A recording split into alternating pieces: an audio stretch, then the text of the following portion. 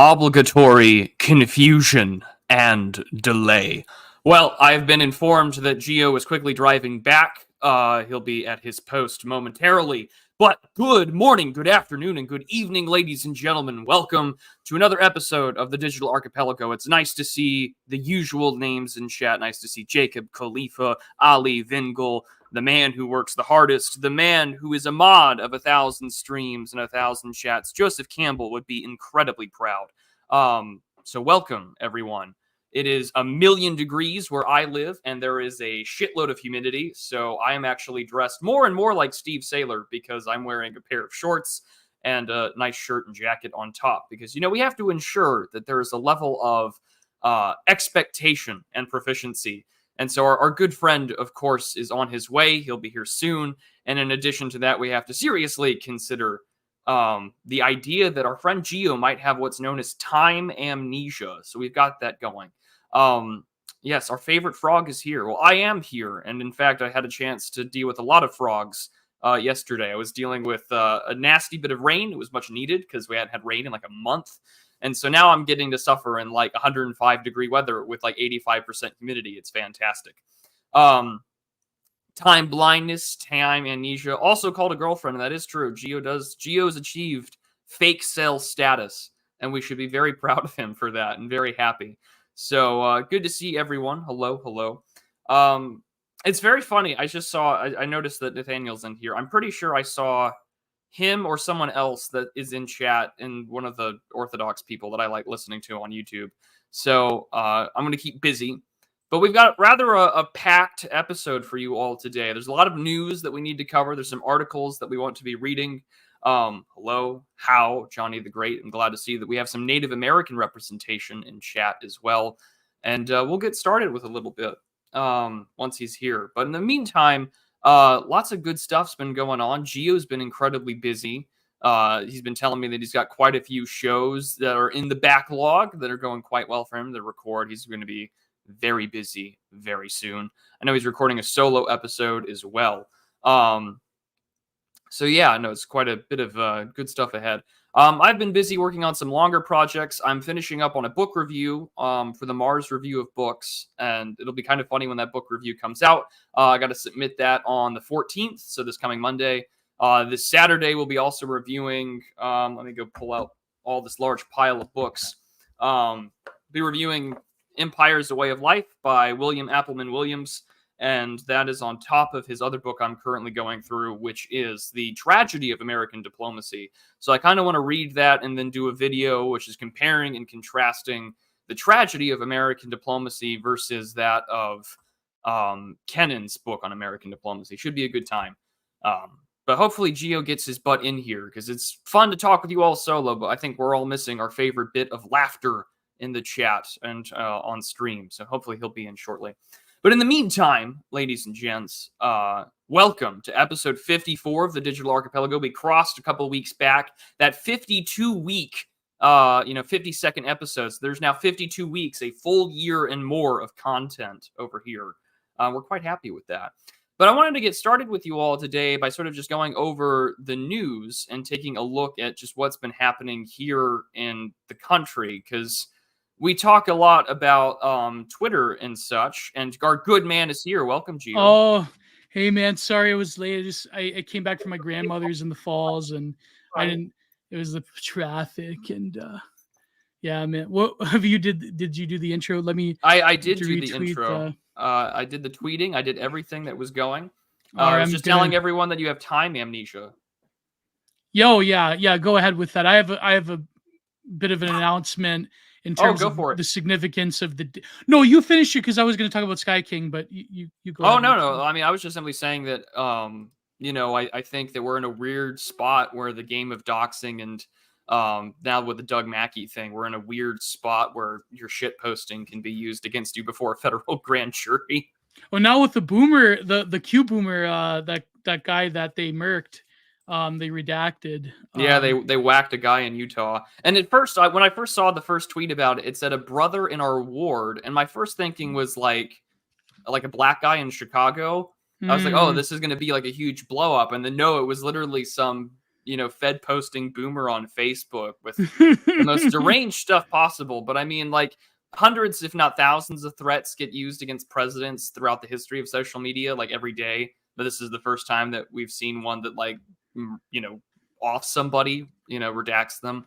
So yeah, I think we're in a really weird time, and you got to be careful with what you say. I guess we're in we're in a total surveillance state now. I feel bad for wearing the fez. Maybe I should take the fez off after the. I'm just forwarding after the Haas and Patrick Casey debate. No, but like I would never wear the red fez. That has a different meaning. But anyways, this is the Digital Archipelago, episode 54. Whoa. Yeah. I know that the memes are quite funny because of what the guy wrote, but like our good friend Beyond Woke and Problematic have been doing quite a bit of memes, but it is like terrifying. I believe that this was in some ways an extrajudicial redacting. So it is. We live in terrifying times, and as we've said before in this show last week, with the precedent of trying to nail Trump with the same Ricky Vaughn, Douglas Mackey charge, that does set such a terrifying precedent. But let me adjust my Yeah, that's good. You look fine. Yeah. Thank you. But yeah, so what I wanted to say before we move on is that today is a very special day. It is, I believe, the 6th or 7th anniversary. It is the 5th anniversary. Oh, 5th. Okay. It is the 5th anniversary of Rich Russell, Sky King, RIP, press RIP in the chat. And I think that the first thing I remember about Sky King is, I shouldn't say his name because he's anathema now, but my former editor at Thermidor said that it was the first time that the right wing, the E-right, idolized somebody that wasn't like an outright psycho or a mass fun poster or a literal T-wordist. But I do think that there is criticisms that people had at the time for idolizing someone who checked out. But I do think that in some ways, I said this, I remember tweeting this, kind of like Nietzsche's tightrope walker, he goes out on the ascent. And I think that Rich Russell's story really spoke to us because of the tragic character of himself, of his relationships, of like the dialogue is haunting, really. I'm just a messed up guy, a few screws loose. And I think that his pain is the pain that a lot of us feel. And what I want to start off with as a positive note before we get to the black pills of Billionaire Psycho's article is that, having this year, so many things have changed for me, right? I found Prude, you and me, right? I mean, that's a big part of it. I think about that a lot. I think about the things that have changed. And I want all of our listeners to know that the way you win, the way that you stick it to them is just by winning in your personal life, by not giving up, by going every day and creating something. Because the thing I believe in is if you can leave this world by creating more things than you've destroyed, that is the ultimate lesson. And I think that everyone, I had this big rant I was thinking of coming on the show. There was a lot of videos where people are talking about looks matching and all this crap. I don't know if you've seen it. The woman with the gums and the other I'm familiar with like muling and like looks maxing stuff, but it seems like there was a TikTok. It's all TikTok. TikTok is demonic.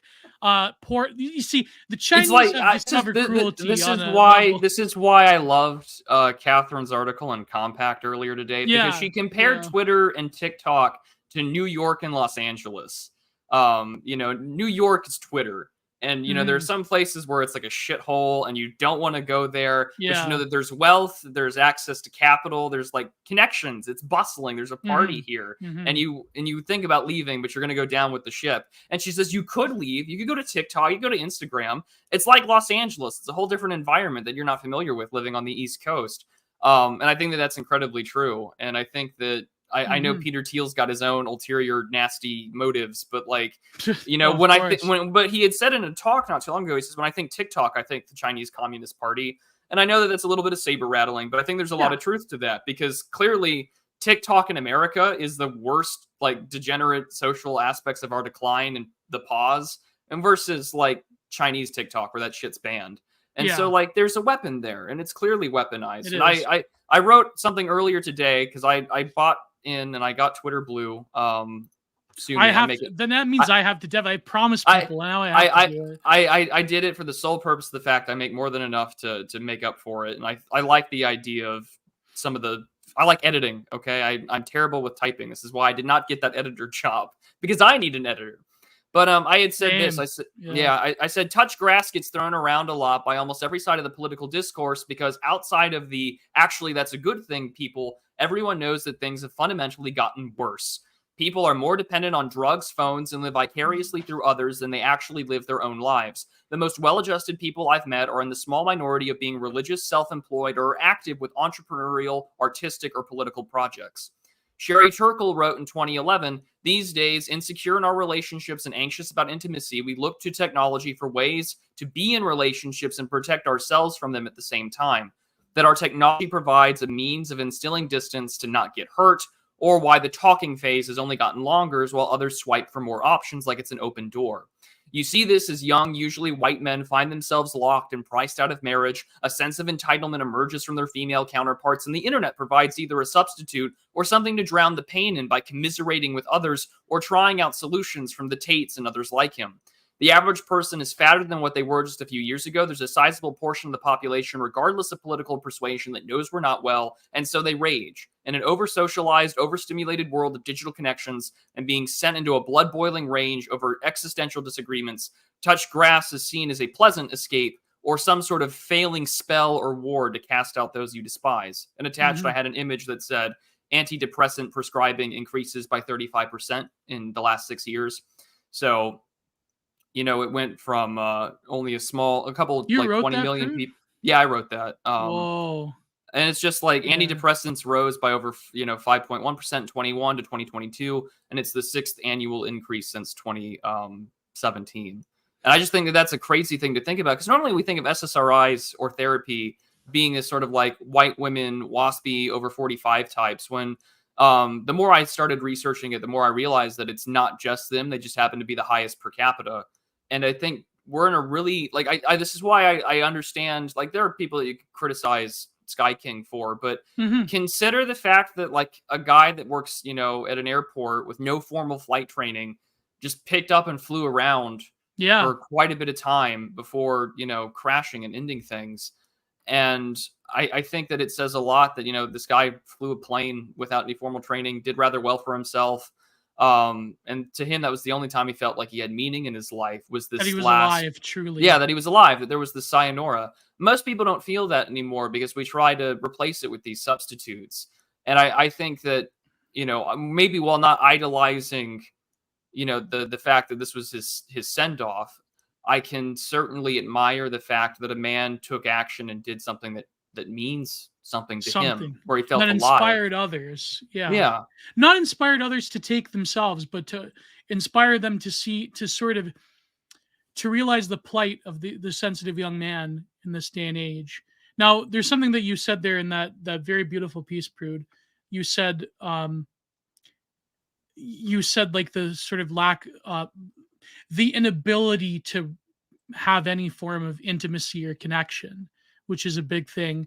Now, there are a number of, and some of these people are my friends that were like dunking on these videos. One of them was a fat guy with some purple-haired girl. I mean, the thought that a fat person can't have whatever, right? Another one was like some like kind of like,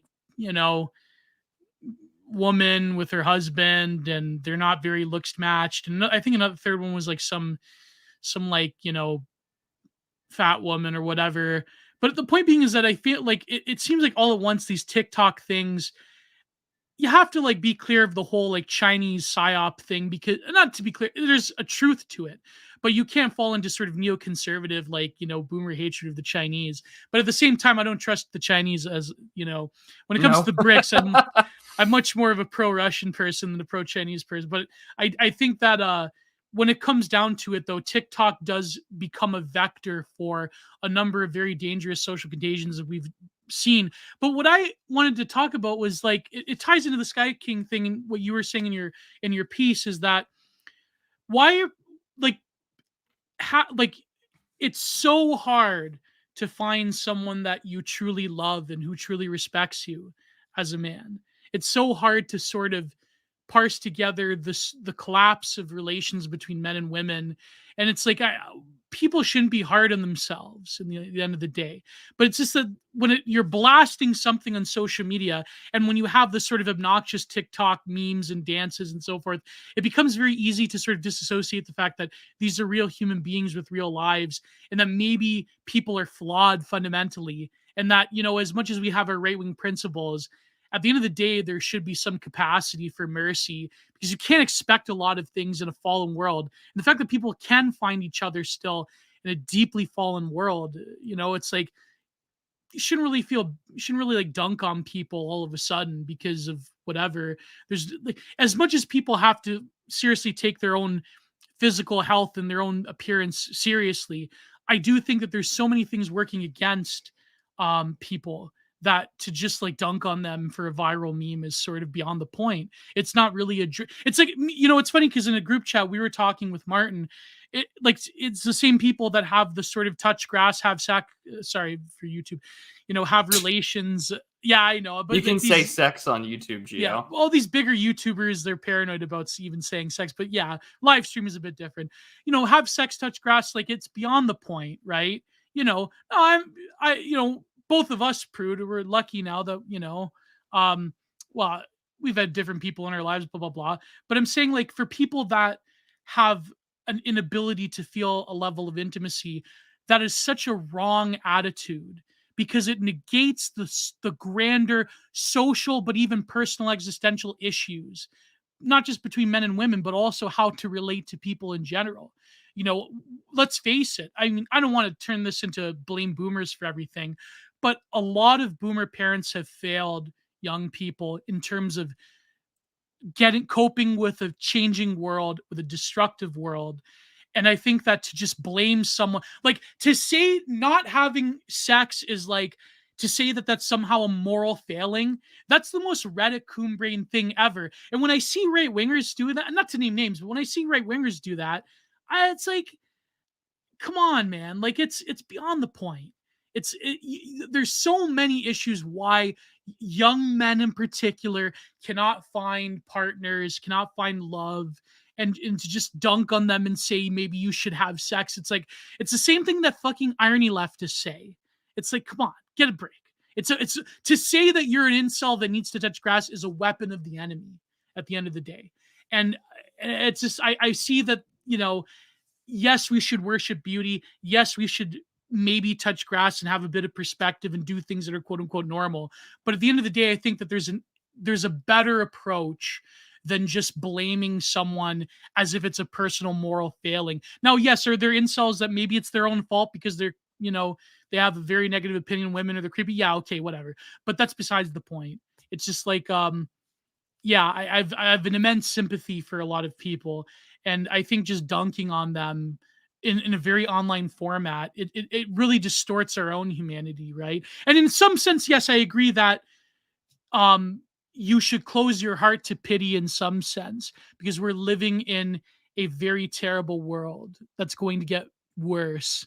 But I don't know if that's, is it just fat coat? Maybe it's fat coat, but I'm trying. I'm working on it. But even like that thing, you know, I mean, if people are working on themselves, yeah, I mean, and people like people are bringing up Fisher King. I think he was joking though. I don't think like people are hard on Fisher King. You know, he was joking, and I didn't notice the Fisher King bit. Yeah, but no, not to mention drama, but I don't know, people are too hard on him, man. Like I know that comment was not apropos about the incels, but I don't know. I mean, some of the memes are kind of funny, but like I just, you know, people are too like on the online, even if we're to, you know, we're in a group, we're in this thing of ours, people are too hard on each other, man. Like I don't know what to say. Maybe I'm just going into like some hippy dippy thinking here, but I do think that we're too hard on each other. We should view ourselves as brothers, even though we don't know our real names and faces in a lot of cases. We are part of a collective and we are under siege, and we should really have a modicum of sympathy for each other. And that's all I have to say. And the reason I bring this up is because I think that Rich Russell is a figure that went through the pains of the world that we're living in. And the reason why we identify with each other is we identify with him is because we could see a lot of him in ourselves. And yeah, I know. Can't we all just get along? I'm an empath. Yeah, you're turning into Rodney King. Can't we all just get Get along? Right after along. you've been beaten by modernity. Yeah, You've been beaten like an LA motorist by the LAPD, which is life. Yeah, you've been beaten like Reginald Dent, That was that one line in the one song by Dre and Ice-T, like hit him with the brick and I'm dancing. Well, I think that kind of translates rather well into the second part of Billionaire's article because there you go. What we got into was, of course, like in this state where we're in, people are like craving to create their own form of escapism. And the reason why I quoted Sherry Turkle, and I think that more people should read her book, and I only know about this because a priest had mentioned reading it, and it's called Alone Together. And let me get the real title out because I have my that's a great title, by the way. It's from, I have a PDF copy. Alone Together: Why We Expect More from Technology and Less from Each Other. And she wrote this in 2011. This is not a new book by any stretch of the imagination. But so she says, like, here's a good quote. Texting offers just the right amount of access, the right amount of control. She is a modern Goldilocks. For her, texting puts people not too close, not too far, but just at the right distance. The world is now full of modern Goldilocks, as people who take comfort being in touch with a lot of people whom they also keep at bay. This was 2011. This was not, this isn't 2020 stuff, which has only gotten worse. And of course, that sort of facilitates this own weird form of masculinity of how we adapt with the times, because I do kind of agree a lot with sort of like Red Hawk and others where it's like, this is sort of an adapt or die situation. The question becomes, can you take your values with you? Yeah. For me, the answer to that is yes. But I think that we also have a lot of other problems to overcome when we do that. And I'm going to share screen now and get to this because we started off on the, Sherry Turkle, Turkle. She's a sociologist. Byung-Chul Han had a similar thesis about the smartphone as well. Yeah. The distance part, but yet the closing of the other through curation is a big thing. But anyways, I'm sorry, man. I've been thinking a lot about things, and I noticed that there are these TikTok videos where people are dunking on people and Gio friend pilled, yes. And I think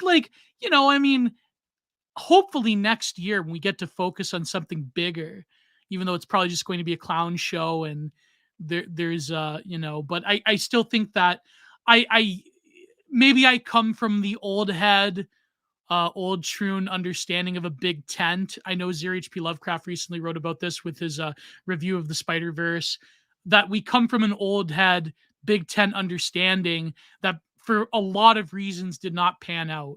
But and I think beyond the E-right, a lot of internet relations are kind of like this. But I think that, call me an idealist, but I do, and I say this in my book that I'm writing, there has to be, I've said this in other articles, there has to be a sense, I think, of online maturity, if you will, of coming into an awareness that there is an actual flesh and blood and ensouled human being on the other side of the net, right? I mean, maybe, I don't know. There's a lot of people who give me doubts about that I've interacted with on the internet, but but anyways, go ahead, Prue. Well, I really do think that says a lot, though, because what are our relations now, but like permanently modified by technology? Like, unless you are, again, like I said in that my tweet earlier today, unless you are in that small minority of like religious people or entrepreneurs or people that have like projects that can balance out that life. Most people aren't. Like, we're permanently attached to these weird like portals to the the digital astral plane in our pockets. And don't get me wrong, I don't have a problem with that.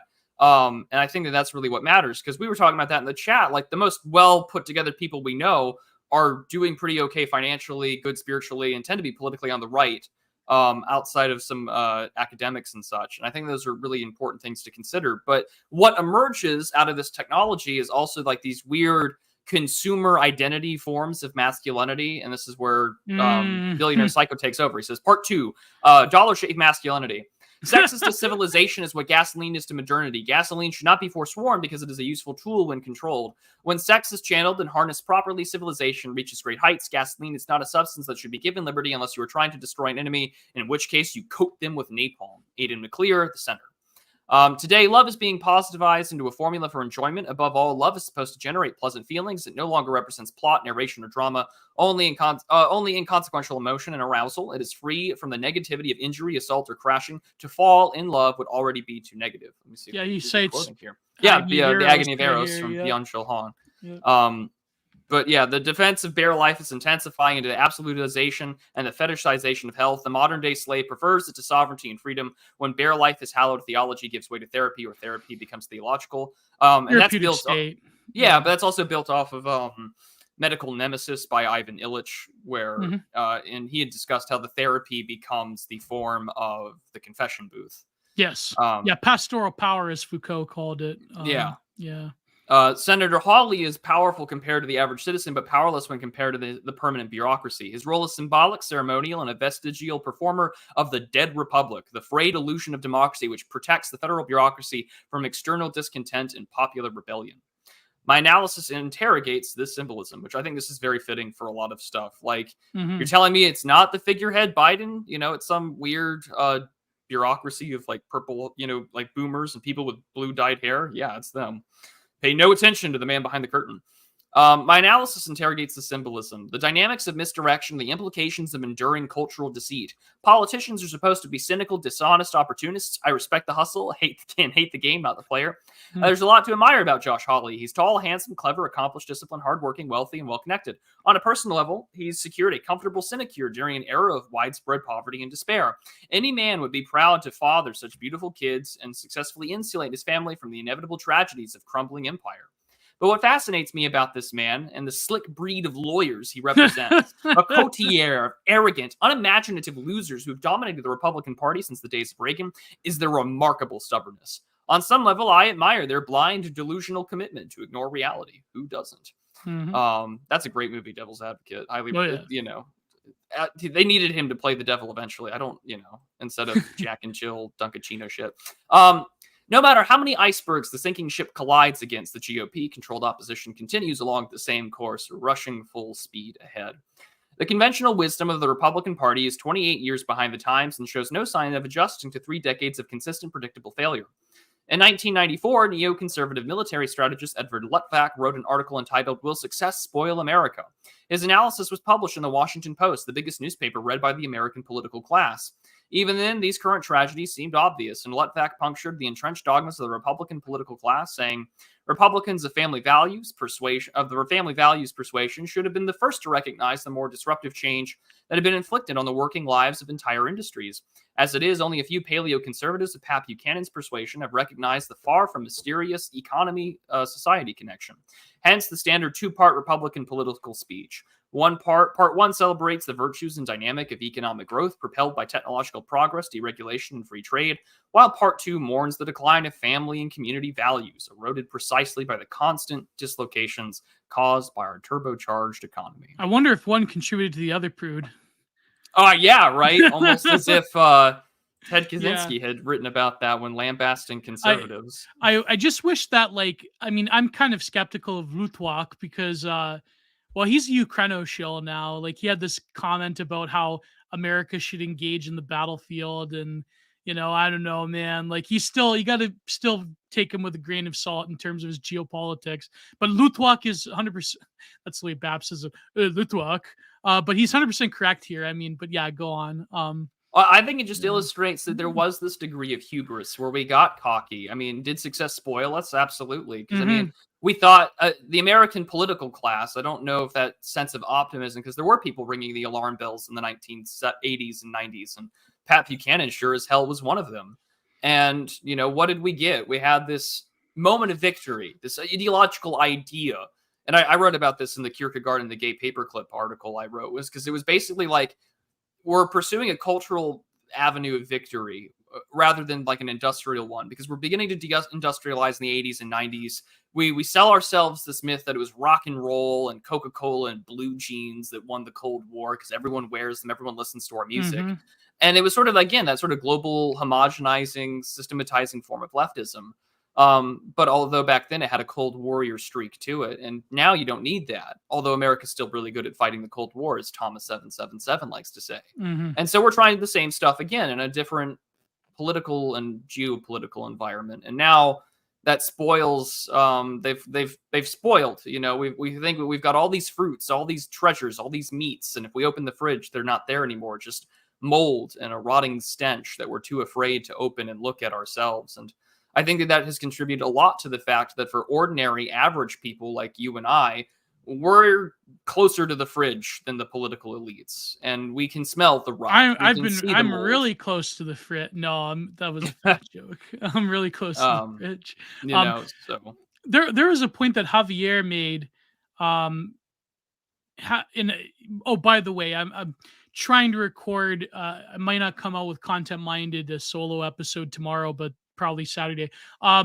But there's a point Javier made that the GOP will fade away because the boomers are dying. By the way, where are you? I'm reading comments when I know you guys should be sneaking super chats to prove. What are you doing? I've only seen one. The GOP will fade away because the boomers are dying. The new generation will not put up with this crap, or so I hope.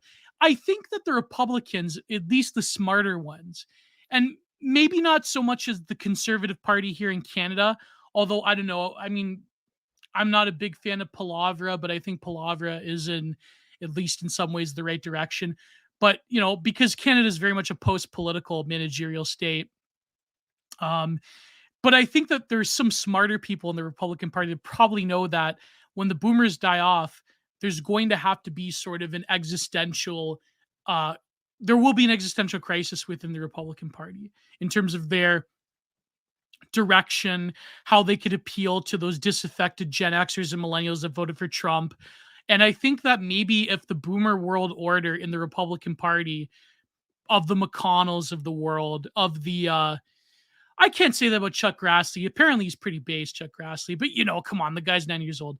Like the sort of boomer world order of the GOP, there's like when those people get pillowed through age, because like God, you know, in this world, there is no justice, Prude, as we know. No. They will die, you know, they'll die very comfortably in the finest retirement homes, the finest, or peacefully surrounded by their loved ones, yeah, and, you know, trafficked personnel, you know. Exactly. Yeah. And El Salvadorians will be their bed attendants, you know. Well, they're with their last sip of Rooster Sancocho by a Colombian and Salvadorian attendant. There's no justice order. But when they die off, I think the Republicans are going to have to face a major crisis of meaning. And they're going to have to look at themselves.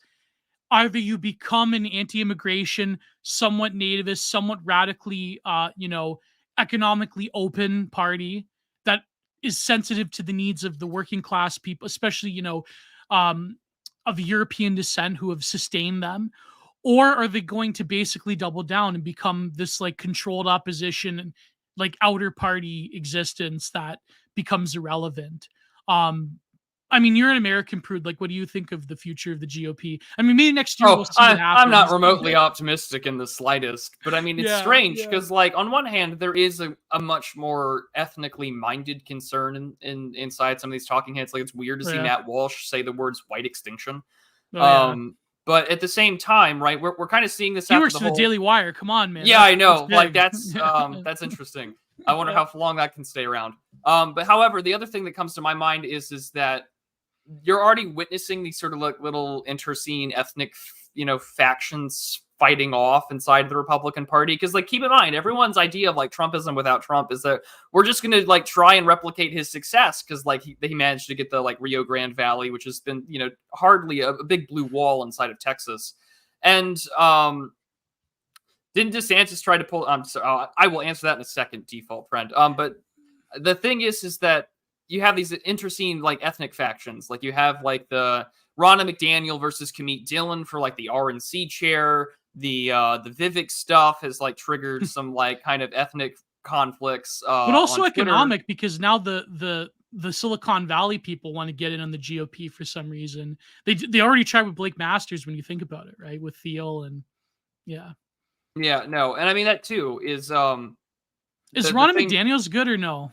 Ronna McDaniel is like part of the Romney family, so no. Oh God. Let's No. look. I think I looked her up on air once. Ronna But like McDaniel. the multiracial working class stuff to me is just it's nonsense because you have it. When does that work outside Yeah. of Gibbs? Unless you're going to turn into like the quote unquote like neoconservative Gibbs machine, which they kind of play a part in with the invade the world, invite the world. It doesn't work. And so I don't know what they're going to do. I do see that the Republican Party going through a major identity crisis, and it will probably be fractioned off. Yeah. And it may become more local. And Oh that's yeah. the way I see it, is that if there's going to be any surviving form of the grand old party, it will exist in a way that I think is far more local, as it becomes presently clear that, as the political power of the white European descended stock of America gets diluted, dies off, it's no longer a majority. There'll be ethnic white forms of like the Republican Party, I think, in like Oklahoma or in Kansas or in Idaho. But nationwide, it'll be far more trying to build this coalition of immigrants, Asians, Indians, and some working class Hispanics and whites, because that's all that they've got on a nationwide scale. And they're trying to court this different class of, managerials, managers, because what's that article from Tablet a while back, which was like the disappearance of Jews in like media and tech. And they were complaining that like there's this other Asian aspect to it all. So you're witnessing this sort of subcontinental shift, I think, with politics. But I'm going to. So you mean that Red Scare Zionism is going to be the way of the future of the Republican Party? I will act myself off before that happens. But you know what's so funny, Prude? What? One quick point is that you Americans, you don't know what you're in for, because what you're describing sounds exactly what the Conservative Party in Canada did during the 90s. Became a regional. Great. Yeah, like with regional factionalism, the Reform Party under Preston Manning. Preston Manning was actually pretty based. I know Stockwell Day is a fan of that certain nation of the Middle East too hard, and Stockwell Day was pretty based compared to like normal Canadian political figures. But no, I mean, if the Republicans have to go through that in order to have like a Caesar-like figure to unite them, listen, I'm not saying that Stephen Harper was Caesar Augustus. Okay, please. I'm not saying that, but I'm saying he did unite the Conservative Party. I mean, he had to like screw over a lot of people to do it, but anyways, go ahead. You had that point about the default person. Yeah, she said, didn't DeSantis try and pull this off, attracting Gen Z conservatives with his Twitter campaigns? Nothing turns people off more from Ron DeSantis than his Twitter surrogates.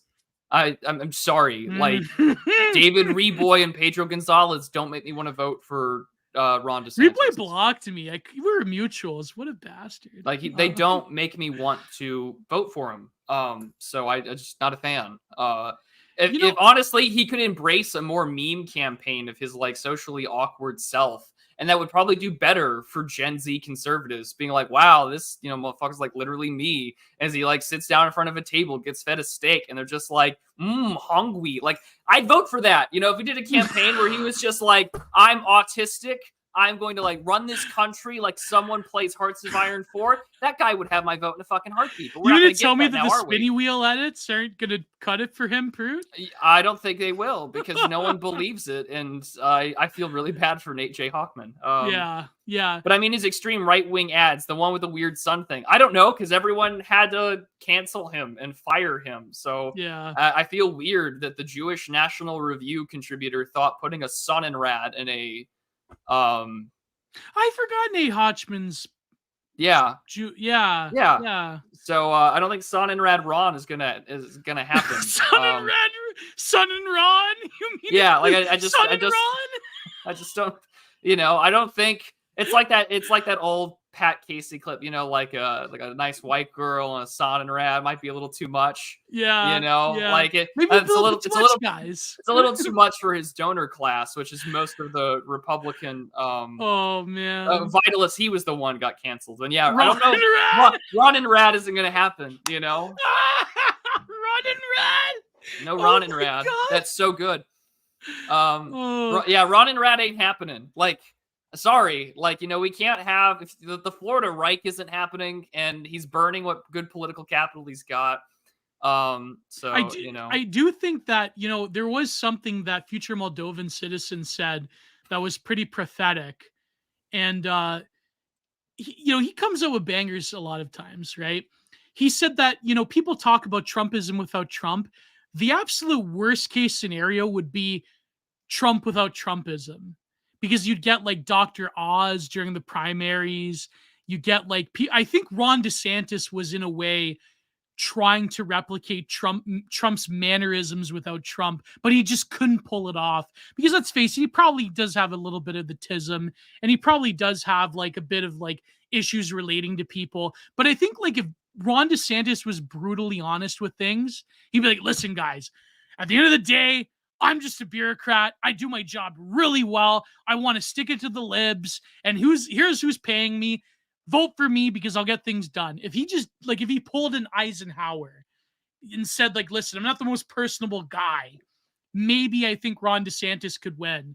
But, you know, I think him trying to be like Trump 2.0 and then Trump having to like just bomb on him through True Social, it's not going to work. It's not going to work.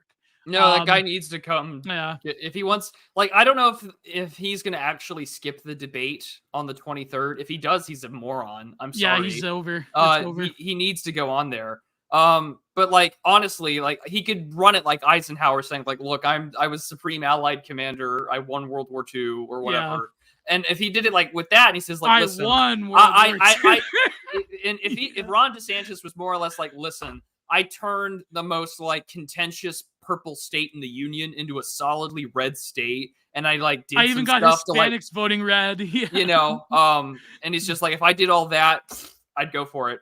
Yeah. Like that would be the case. But and I think Ron is having a debate with Gavin Newsom. Oh no! What a great trial run for someone to put.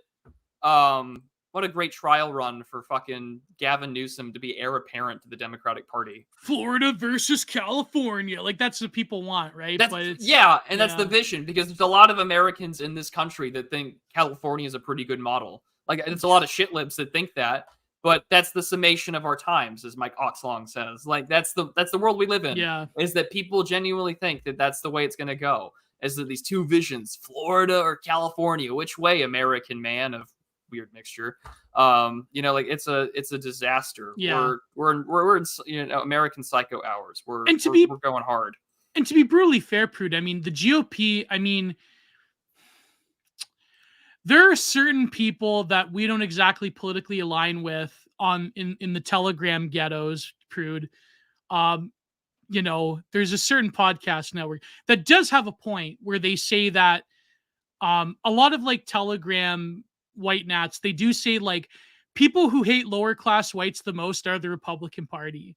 And they do have economic policies and healthcare policies that almost are like tailor made to like punish lower class and working class, not necessarily just white people, but, you know, I mean, there is something about the economic determinism of the Republican Party that has like really affected lower class people that may have, in a different version of America, could have risen to the top, could have not to the top, but could have at least risen to a stable middle class family existence that has been destroyed. And a lot of Republican economic policies has done the destroying. I mean, this is a fact, right? So I know how you feel about that, Prude, but it's, well, I mean, it's the same question, ironically, a lot of Democrats ask. And, you know, like, why does the Republican Party, like, why do they get so many white voters when they don't, like, help them? Yeah. And I mean, like, that's really the case, is that, like, you're stuck between two really shitty choices, and one occasionally pays lip service to you. So I guess you vote for that one. Like, yeah. And it used to be a point in time where that wasn't the case. And it's awful. But Gloff, I think, has a point. The right is simply not going to replicate the energy from 2016. And I know that there are some that are, you know, kind of optimistic about Twitter or X or whatever. I'm not calling it that. It's fucking Twitter. And I think that, sorry, Elon. You're not going to be loyal to Elon or Lord and Savior Elon? Why am I going to be loyal to a rootless cosmopolitan expat that has taken advantage of the federal government and uses his tweets and meme status to manipulate markets. No thanks. Well, he throws us Anyways, a bone once in a while, though. He says it's very concerning sometimes to. I know. I today's will people, I but- will give him props for making Yeah. white genocide trend on Twitter. But you know, I think that this point is true because there's some that are optimistic about it and saying like, hey, like, you know, in 2016 we did things like with this new Twitter environment we can do more. And there's some truth to that. But then I think about the fact that like the Doug Mackey thing happened. Yeah. I think about the fact that like, yeah, people are getting paid out on Twitter. When are we going to get a repeat of like the YouTube adpocalypse thing where a lot of like conservative and right-wing YouTubers got demonetized like permanently? I mean, almost every channel actually every channel Carl has ever done has been demonetized, including the Lotus Eaters. And so I just think that that will be a real concern for us in that respect, because if they can charge you for shit posting, if they can, you know, if you say something about the president you don't like and they can like FBI redact you, I think things are going to be very challenging. I mean, like, let's not forget that this administration tacitly endorsed, if not outright, like the whole Nashville shooting. Yeah. Like, remember, if you're a conservative Christian in the United States, martyrdom is back on the table for you. Yeah. Like those things are very real. And so, you know, Twitter can be like a self-advertising platform. I definitely agree with that. Oh, the first take from alt-right Wenger. He was there, so Yeah. he knows. Yeah, Wagner you're right. knows. It was a product of blogs and Twitter. Everything just that's a great point. Wholeheartedly agree.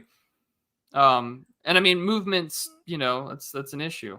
Like you're not going to get that. Yeah, I mean, they have their own. They're funded by their subscribers. And they make really good money, and they put out really good work. But yeah, I think their YouTube channel was demonetized, and it still is. But it kind of just illustrates everything Carl Benjamin touches gets demonetized. But I guess we can continue on unless you wanted to add on. Okay. Yeah. It's good. Ed Luttwak's not a fringe intellectual. He's one of the most famous neoconservatives of the 1990s. But a very simple and obvious realizations have been condemned to the cultural periphery. Conservatives spent decades cheering on megacorps who put independent businesses under and transformed countless towns into the same national chain outposts and strip malls, while walkable main streets became ghost towns. Now they're just starting to see some of the cultural destruction, and that's a very true point. Yeah, Canada is all like that, by the way. It's only the biggest of drugstores. This is why, like, I wonder, and I think this is a big reason why you see a lot of, like, alt-right 1.0 types that kind of turned into libs. Yeah. Or have these, you know, more culturally Marxist reactionary tendencies. Like Richard Conte? Do you remember that guy? What happened to him? What a blast from the past. Holy shit. I haven't thought about that guy in forever. You know what's funny is that when Hanani went through this thing, our good friend Cowboy on Twitter, he tweeted that 2015 the 2015 Radix. What would you say, Bruce? I said Richard Haunt, or Host is what he went by. Oh, Hosty. Sorry, I said Hosty. Conte was somebody else. There was a guy that played off the Kenta Kunte thing. Back in the day. But it's funny because Cowboy tweeted the 2015 Radix reading list is back on the menu. Like Richard Spencer. You want to look for him, right? It's the tale of two Richards, and they both have turned into these progressive baity, you know, libs. And for a lot of understanding, where you think about it, like, yeah, there's some logic to that, because you look at what is traditionally conservative, you know, like the main street, home and hearth, some form of way to protect yourself, like economically and politically. Well, where do you see that nowadays? It's like, you know, disaffected leftists or edgy lefties. Well, as our good friend Nemitz points out, I mean, racist liberalism was a tradition in America. It was eugenic racist liberalism. Let us not forget that President, you know, Theodore Roosevelt had famously said, democracy is the greatest thing for the white man because it promotes racial competition and it enables us to succeed. Like, don't have that anymore. You know, and problems caused by economic growth cannot be solved by more growth. That's true. Everything has a price, including tradition. Globalization, short-term prosperity brings long-term social decay. And I think I've like changed my mind on some of the issues after writing that Kierkegaard piece. Was like, you know, Francis Fukuyama is supposed to come out with a new book. I think it's later this fall, about defending his thesis about the end of history. Oh, good job. Good luck. No, but here's the thing. Like, what's one against it right now? Like, you're slowly turning more and more Muslims into like, more approving of homosexuals that come to the West. Well, and maybe in the West, in North America, not so much in Europe, because they can institute enclaves and vote back against things. But like, the Eurosceptics got destroyed by their own bureaucracies and their own forms of the EU's government. The American military still like puts its pressure on its satrapies with no form of independence yet. Even the right wing in the EU have become glotio nationalists because of American there's an argument to be made, like, and it's not because of liberalism, it's because the sheer force of the fucking military and economic pressure, but which makes that thesis kind of indefensible in my opinion. But like right now there hasn't been a viable toppling of globalist liberalism. Like, we haven't seen it yet. Does it mean that there's something around the corner that could end it? But I think that, like, now that Russia is winning on the battlefield, I mean, it's objective fact.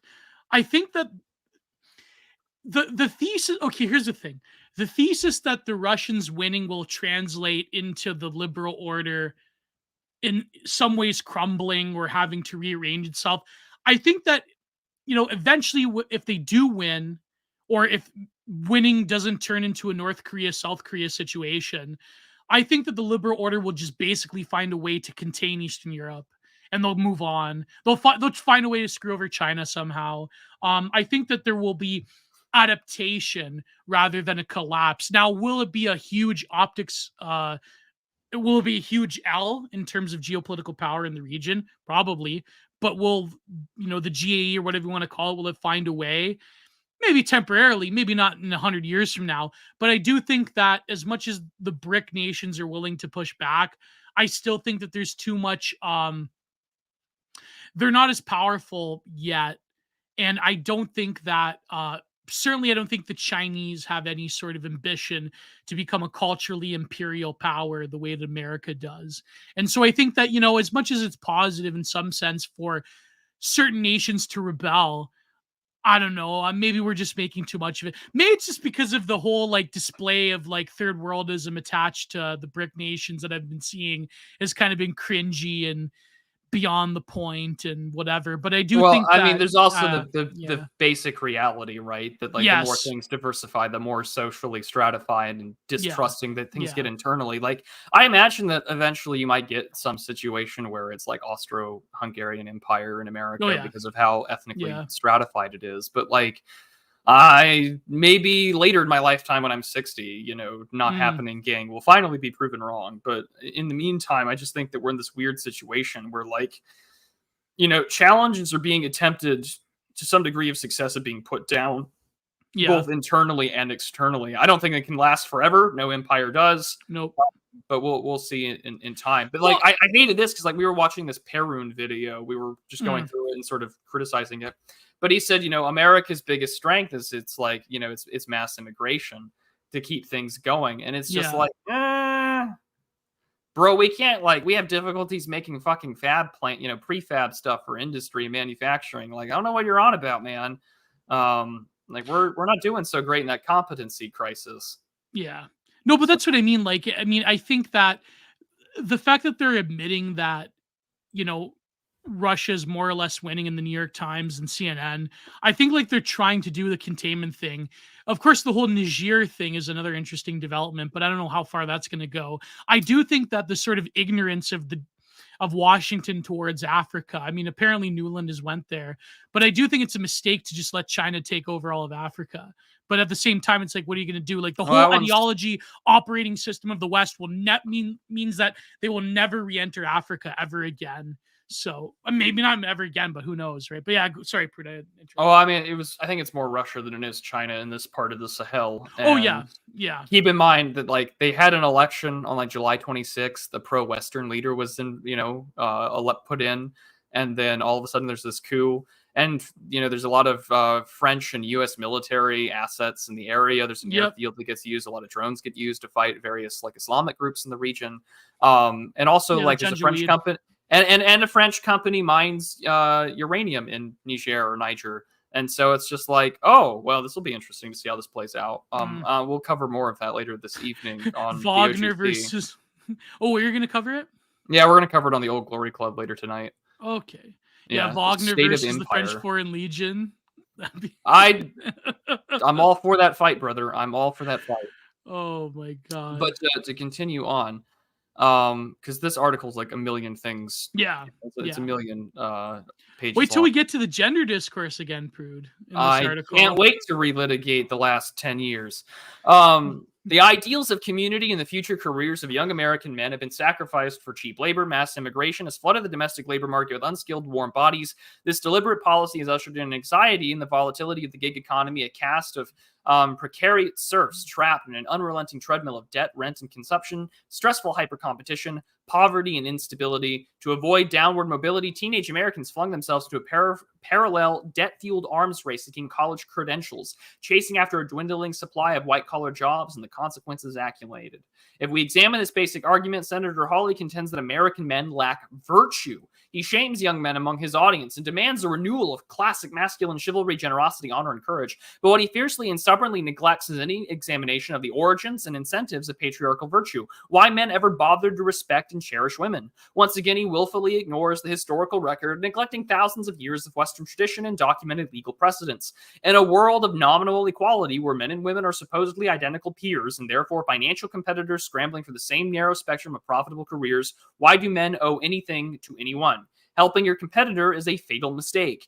In an era of feminism, birth control, and antibiotics, why are men expected to perform traditional responsibilities, especially when women have abandoned motherhood? There's a number. Oh boy. Who was she? Courtney Ryan? That's a great question. Let's go look that up. I think I remember this story. Courtney Ryan, 5 internet personality. What does she do for a living? Well, she's a digital creator. I wonder, was she always that? Oh, she got a LinkedIn. Let me go read that real quick. See what Courtney Ryan's got for us. What did she used to do? Social media, no, digital creator. She's been doing it since 2020. She was a product stylist for a while, sales specialist, and then part of a fraternity, went to Kent State. Oh my gosh, she and I are the same age. Whoa. Ooh, Christ, that's depressing. And maybe I look bad, or maybe I look better, or maybe it's just how men and women age differently. But yeah, whew, okay. But you know what? Go for it. No, I was gonna say, like, it is kind of like it's a terrifying thing to consider, though, that number. Oh yeah, that is. But I mean, is there sort of like sort of pop women hatred being promoted by people like Andrew Tate that's very destructive even for young men? Yeah, but I think that what's really crazy about Josh Hawley's thing is that in a different era he would have been correct, but he's on like a delay lag for the past 20 years. You know what I mean? Like, there's more nuance to it, but yeah, go ahead, go. Yeah. I'm just going to turn it that's something to respect consider. Your moment right now, but yeah. Women respect your Esquire. Yeah, but men and women are rivals for a shrinking pool of white-collar, high-prestige jobs. Many traditional careers have been offshored. But I mean, like, that's true. Like, you doubled the pool. We're all fighting for the same thing. It's hard to get access to these things, especially when it's that old G.K. Chesterton quote about, like, for some reason, women think it's empowering to be, to answer to their bosses, but it's slavery to answer to their husbands. That definitely comes to mind. And then plus, we got this. This has been happening. If you can't beat them, join them, and then you can really beat them. Like the Leah Thomas thing, or Mr. Thomas thing. Like, yeah, look at that. Look at that. Just look at that, man. That's a stark image. It's the Zero HP Lovecraft tweet about Charlotte Clymer, or Charles Clymer. The true Democrat Catholic for choice person. Like, over this woman, and he's just like, this image is Jungian. Like, just look at this grotesque creature. And I'm like, yeah, look at this right now. Look at this grotesque creature, and look at the fear that, like, this woman has, knowing that, like, she'd be second place, or she'd maybe do better if it weren't for the fact that she's got, like, dick over here, literally. But hey. But just look at the legs, look at the hands compared to a normal female swimmer. And, like, that one in the end, like, that got third place, she knows. She knows. Yeah. There you go, Texas A&M, or, there you go. Or wherever you're from, you're UT. But yeah, way to go. Senator Josh Hawley. What's the party university in Texas? The party one? Oh, the party school? I don't know. Like Texas Tech's kind of a party school. It's got a decent law program. Texas A&M's got a huge college culture that's weird. And then UT is just, India.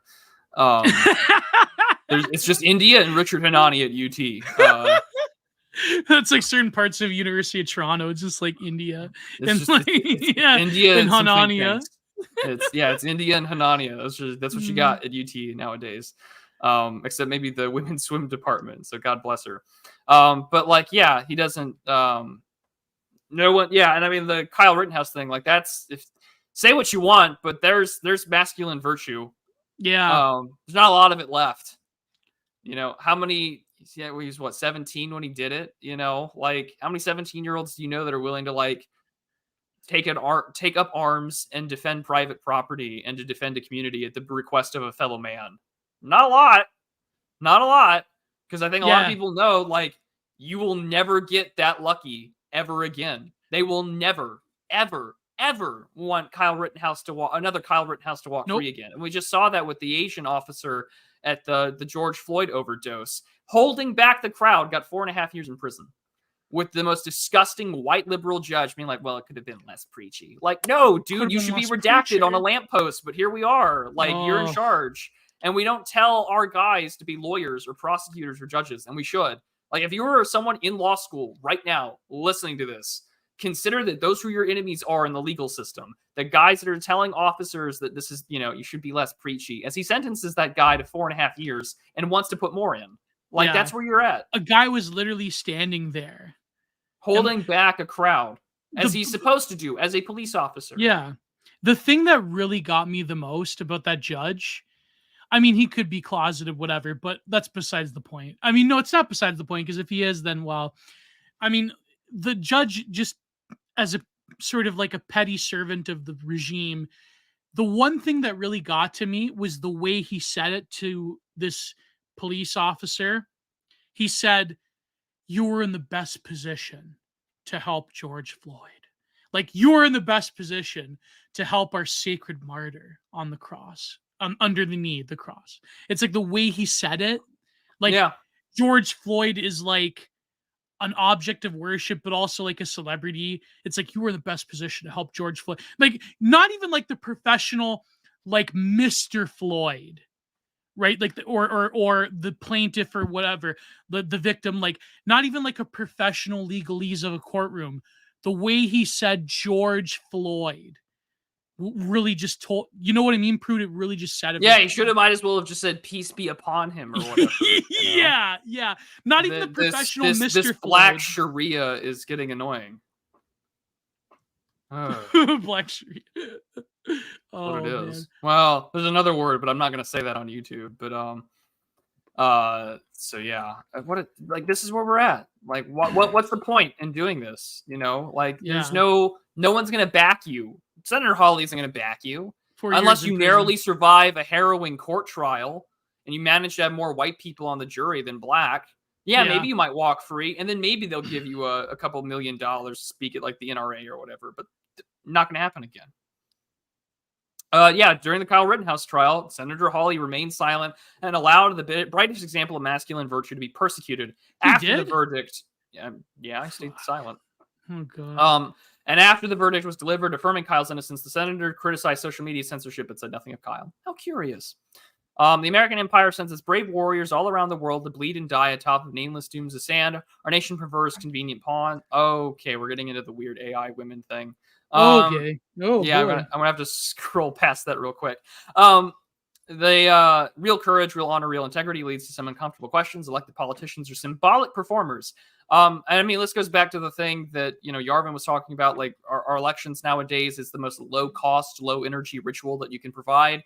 Boomers and old style conservatives still find some sacredness to it. Like it's, again, that just, it's your obligation. It's a sacred obligation. It's a civic religion. And then the left knows that, no, this is not sacred. We've desacralized it because there's a long tradition of that in America where, like, if we can just rig things, we can win. They want slaves sculpted into a compliant, convenient simulation of masculinity. Yeah, like, Funko Pop masculinity, Oh boy. It's a great point. And you see this a lot with like someone had pointed this out in like Christian Twitter, and I wish I remember who tweeted it out. But someone was like doing apologetics against somebody's denomination versus another, and he's like, "Well, I don't understand why they do this." And it's like his entire background behind him is just like Funko Pops. And it's just like, bro, we already know who your idols are, you know? Was that the picture where half the wall was Orthodox icons and the other half was Funko Pop? Is that no, it was just Funko Pops. It was just Funko Pops. I think it was some Protestant evangelical guy like criticizing, I think, Catholicism or whatever. And it was just like, well, there's your statues right there, you know? If you want to go piss off the Teagues or the new male Teagues, then you would go burn the Funko Pop. I believe it was Absent Groiper or it was another Amarnite that called it Mandalorian masculinity, or it may have been Atrazine. That's great. That's such a great one. Yeah, that's such a great, like all these like Norwoods that are like obsessed with Baby Yoda, and they have like beard cream that smells like a pine forest or bacon or whatever. That I like the term microplastic masculinity. That's my favorite. I don't know who coined that one, but boy oh boy, that's my favorite. I'm gonna share, or I'm gonna like scroll past this, but I'm gonna like not share the screen for a second real quick. That way I can scroll past like 50 images of anime arts with giant tits from AI. All right, I believe I coined the term McMartin Tunnel Republican. I believe I coined that term. McMartin Tunnel? You know, the McMartin tunnels? Oh. Yeah. Gotcha. Yeah, isn't that a pretty clever though? McMartin Tunnel Republican. Oh, that's terrible. Listen, after the show, research about the finders and about what was the FBI agent, Ted Gunderson. I have his book actually about the McMartin case, Ted Gunderson. But go ahead. Yeah, roasties versus romanticism. Oh boy, I just love this. This is so good, so good. Since Pygmalion had seen them leading their lives in wickedness, is offended by their countless vices, which nature gave to the minds of women. Celibate he lived for many years without a partner of his bedchamber. In the meantime, he sculpted white ivory happily with wondrous art and wondrous skill, and it gave it form which no woman was able to be born, and he fell in love with his own work. It is the image of a true maiden from whom you believe is living, and without modesty in the way you believe she wants to move. So his art hides his own art. Metamorphoses, book 10 by Ovid. According to Greek legend, the King Pygmalion was a talented sculptor who observed the promiscuity of local prostitutes. He observed how cheaply they sold their bodies, and intense disgust bloomed over inside of him. Trying to scroll past the oh, by the way, the top one's by Matthew, the there you go, that one. Yeah, can't show it probably. No. Oh well, you kind of can. I love that. That's fantastic. You know, in the Content Minded episode I'm recording, I'm actually the paywalled version. I'm reviewing a Brazilian film called To the Left of the Father that has to deal with sensitive young man visiting prostitutes in some way. But anyways. So the left of the father. Interesting. Yeah. It's a great film, great family drama, great like retelling of the biblical prodigal son. But yeah. But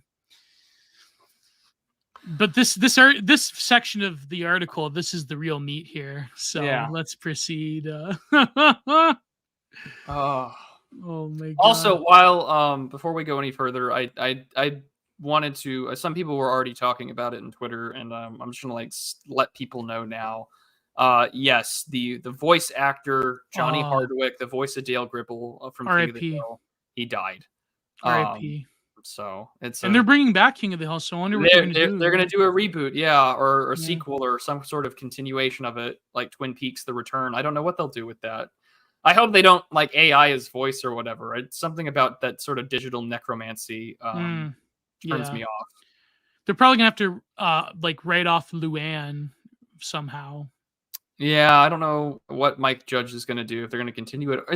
Or it could be entirely held up by the writer's strike. So, I hope that those writers strike forever. Yep. But give them what for? Because apparently they're also financially hurting celebrities. So you have my endorsement, Writer Guild of America, right here. Biggest doing fan. A good job. Stop working. You're doing God's work. Bankrupt those fuckers. The magic of Aphrodite breathed life into his sculpture of an idealized, perfect woman, more beautiful than any real woman could ever be. Her name was Galatea. Together they married, raised a family, and founded a city called Paphos. Pygmalion was the fairy tale incel who poured his sexual frustrations into marble and stone and was rewarded with a happily ever after, blessed by the sex goddess herself. The story of Pygmalion is obscure compared to the more popular Hellenistic adventures such as the Iliad, Odyssey, Prometheus, Pandora, Theseus, the Minotaur, Jason and the Argonauts, or the labors of Hercules. But this myth has impacted a small handful of notable stories. Pinocchio riffs on the same premise. A childless woodcarver wishes for a son, and the magic of the blue fairy breathes life into his idealized wooden puppet. Pinocchio is rebellious, reckless, and a carefree child who stumbles and strays into foolish adventures. Rather than sex, the Adventures of Pinocchio explores the relationships between parents and their children, illustrating the neurotic anxiety of parents as they watch their children learn, play, and suffer from impulsive mistakes. Repeat. Is this from the remake that they did? That would be Yes. Oh, that's so depressing. Because that looks storybook, and then you realize that they made it probably like really gay with like the black fairy godmother or whatever. Repeatedly iterating upon failure is the necessary component for maturing into a competent adult. So true. No matter how much this troubles concern parents. And of course, we've got Gilbert and Sullivan, Pygmalion, Galatea, the original mythological comedy, presented a humorous love triangle in which the married Pygmalion is tempted by an innocent, beautiful sculpture fashioned in the image of his wife. Yeah. And of course, My Fair Lady and the Richard Gere stuff that I think we talked about a while ago. Yeah, we talked about this last time. Yeah. And then this from Channel 4 still fucking kills me. He takes the pill. It kills me. It makes dark web search. Buddy, if I want an incel black pill ideology, I'd go on Twitter. I'd go on YouTube. I'd go on YouTube. I'd go on mainstream platforms. I'd go to Odyssey. I'd go on Telegram. I'd go everywhere that I already go now. Like Channel 4. Like, hire some actual right-wingers, and we will make you the best shit ever.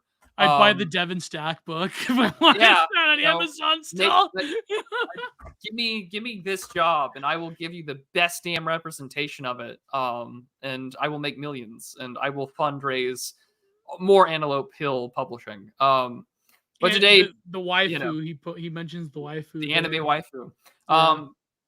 Porn is sexual, physical. The anime waifu is emotional, idealistic. The spiritual heir of Pygmalion's ivory sculpture, Galatea. She represents an impossible dream, a platonic ideal of feminine perfection. She is a creature of beauty, youth, and elegance, but most of all, she symbolizes innocence. I'm not an anime waifu person, so I'm gonna have to let chat answer that, because I know some of you are. Some of you are. You can answer that question for me. Way back in the day, back in like 2015, a friend of mine that I think he left Twitter said that the anime girl is basically like the platonic form of femininity. I never forgot that. That's burrowed in my head forever.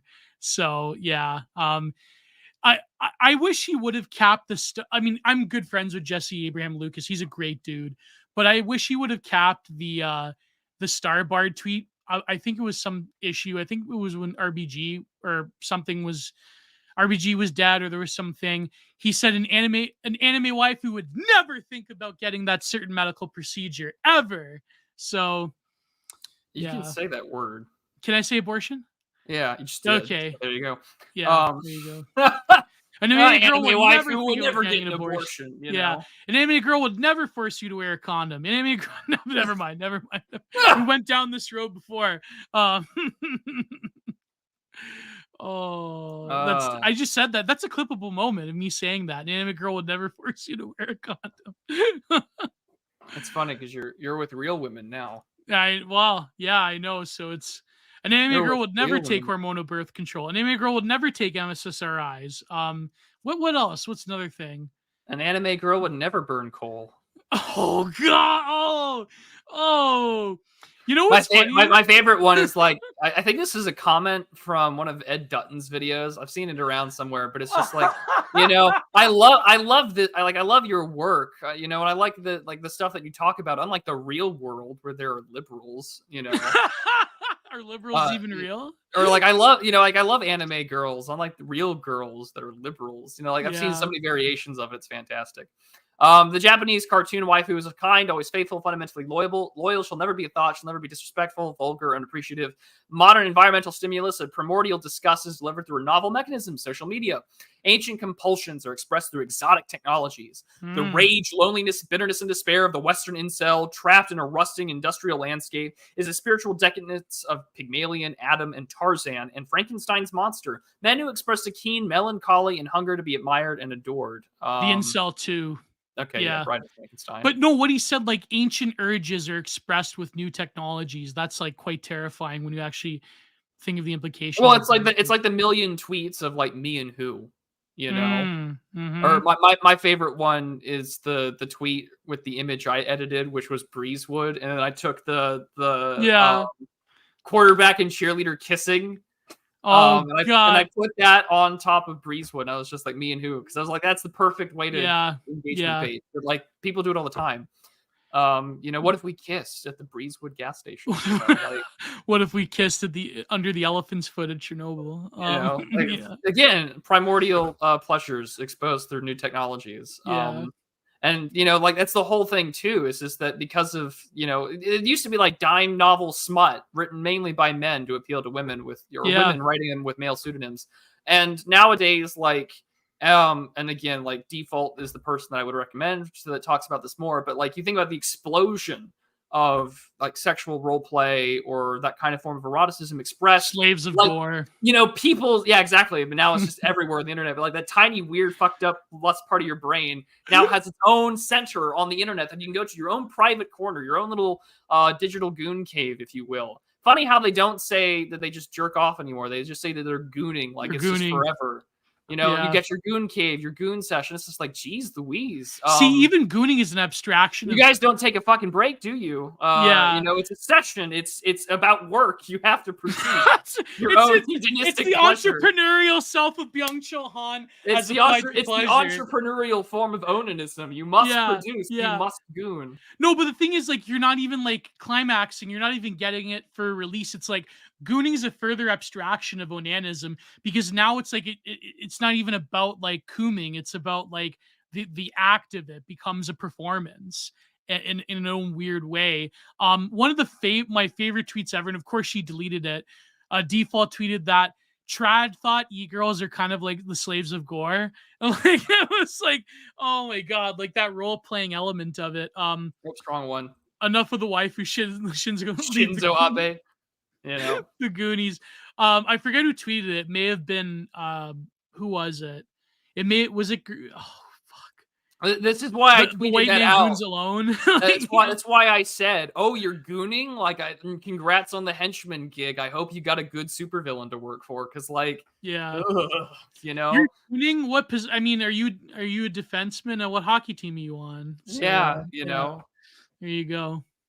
Who was in? Was that Sean William Scott that was in that movie, The Goon? Yeah. I'm looking it up. Hey, Toronto recently acquired one of the best goons in the league, the Ryan Reeves. So hopefully, this autumn is going to be quite interesting. Back when you had a younger form of Allison Pill. Oh my God, Allison Pill. She looked good. She looked good in the first one. I realized that movie came out in 2011. But anyways, she looked good then. Not so much nowadays. Yes, I do like the you must reproduce thing with Shinzo Abe, and they had to execute him because they told you to have sex. This is a side issue, but it's sort of related. Night Owls was talking about this. Speaking of the future Moldovan, do you know that like the leftoids now they have this weird normie sadism towards Japan nowadays? Like, I think it's because Korea has occupied the sort of like terminal femcel, anti-capitalist, like leftist colonization of the GA towards in Asia. It seems like Korea is like doing a better job of it. But I noticed that the normie leftists, they hate Japan now. Japan is xenophobic. Japan hates women. Japan, like right-wing anime, Austrian painter fans love Japan. They really hate Japan now. They were like normie sadism posting when Shinzo Abe was assassinated. And like these irony leftists talking about Shinzo Abe. It's like, I don't know. It's really weird. Yeah. Yeah. I don't know why either. Because like people still can like, there's the TikTok video that was trending on Twitter today about like, comparing a Japanese city to like your average American, and it's like the inverse of Paris syndrome. We're like, oh yeah, the states kind of suck or whatever. Yeah. But nonetheless, like, back when Abdullah did not have his his current face. profile picture, yeah, it was still a face. But you know, so they long for spiritual loneliness yearns for companionship. Yeah, man. 50 years of feminism, and the only way a woman can move out and have a home at a young age is if she's an online prostitute. And how much of those are just basically they're marketing tools? They're marketing promotions, you know. Yeah. I gotta like scroll past some of these. Oh, that woman, like, I'm a 23-year-old minor, like that was really wow. Yeah, right. Like there's this perpetual form, and this tech does this more so than anything. And I think also everyone scrambling for college does it too, because a lot of people are afraid to go to the real world. I mean, I don't know if it was your motivation, Gio, because I know you have a master's degree, but like I know countless women that I went to college with that got master's degrees because they didn't want to face the real world after finishing their undergrad. Oh, like listen, but my second MA, that definitely was a factor, not facing the real. I'm not gonna lie, man. It definitely is a factor, but you know, not the only one. But check. Yeah. But yeah, like it's an absolute disaster. Literally every single I still like that Lee tweet, you know, like you consider women say shit like this and they wonder why like every religion and culture for the last 2,000 years has tried to limit their agency. But that's a great tweet by Kessler, though. He is 100% correct. Yeah. And this is why why it's, and this is why I'm still reading through her book, but this is why I think Sherry's point in her thesis is so true. And it's only gotten worse since she wrote that book in 2011. Because like you read what Kessler is saying here, and you know, females routinely screwing this up to the point of revulsion. So what are we dependent on instead of each other? Our desires for intimacy, where do we go? Well, we return towards technology. Now that we have AI, and now that we can do almost anything we want, you know, you can use apps now that use, you know, these forms of general artificial intelligence or whatever, AGI, to undress women's pictures. You know, like you can remove the clothing and get a good idea what they look like nude. You can create your own woman, you know, with certain forms of like Mid-Journey or whatever to create basically pornography. Like you can create your ideal woman, as Billionaire Psycho writes here. And so it's just like we've created a Goldilocks zone. We're like, oh, you know, I have options. You know, I can swipe. I can look at other women while I'm texting 5 other chicks on my phone or whatever. And women can do this even more so because of hypergamy. And it's just like, wow, you know, like, well, if that doesn't work out for me, you know, I guess bite the bullet and, you know, go make my own woman. You know, it's who did the famous tweet that we joked about a couple of like months back about the Fumo doll, and he was like fucking jacked, you know, like he had a 6-pack. Oh, McCuman Graper. Yeah, like I'm ripped. I don't need you. You know, I'm doing pretty well for myself. Like I understand why that's the desire that some men have. Right. It's just like, screw it. You know, I got mine. Like I'm pretty productive. I'm fit. I'm good looking. Fuck it. I'm done. You know, see you. Like I understand that attitude. I think it's negative ultimately. I don't agree with the MGTOW thing. I don't either, but I understand. I get why they do it. Yeah, exactly. I get it. It's an understandable position. But I wanted to run this take by you though, Prude. Yeah, go for it. I know it's controversial, but our good friend RFH had this take about this. I don't know if she's a good friend, Gio. I have her blocked. I'm too nice for my own good. But no, I mean, people call me agreeable. Good Lord. Yeah, she's been nice to me though. She's been nice to me. Woman respect her esquires back in the chat. But she had this take, which I don't think I agree with, but for the record, but she said that it was when one of these AI videos of women were trending. This was a week or two ago.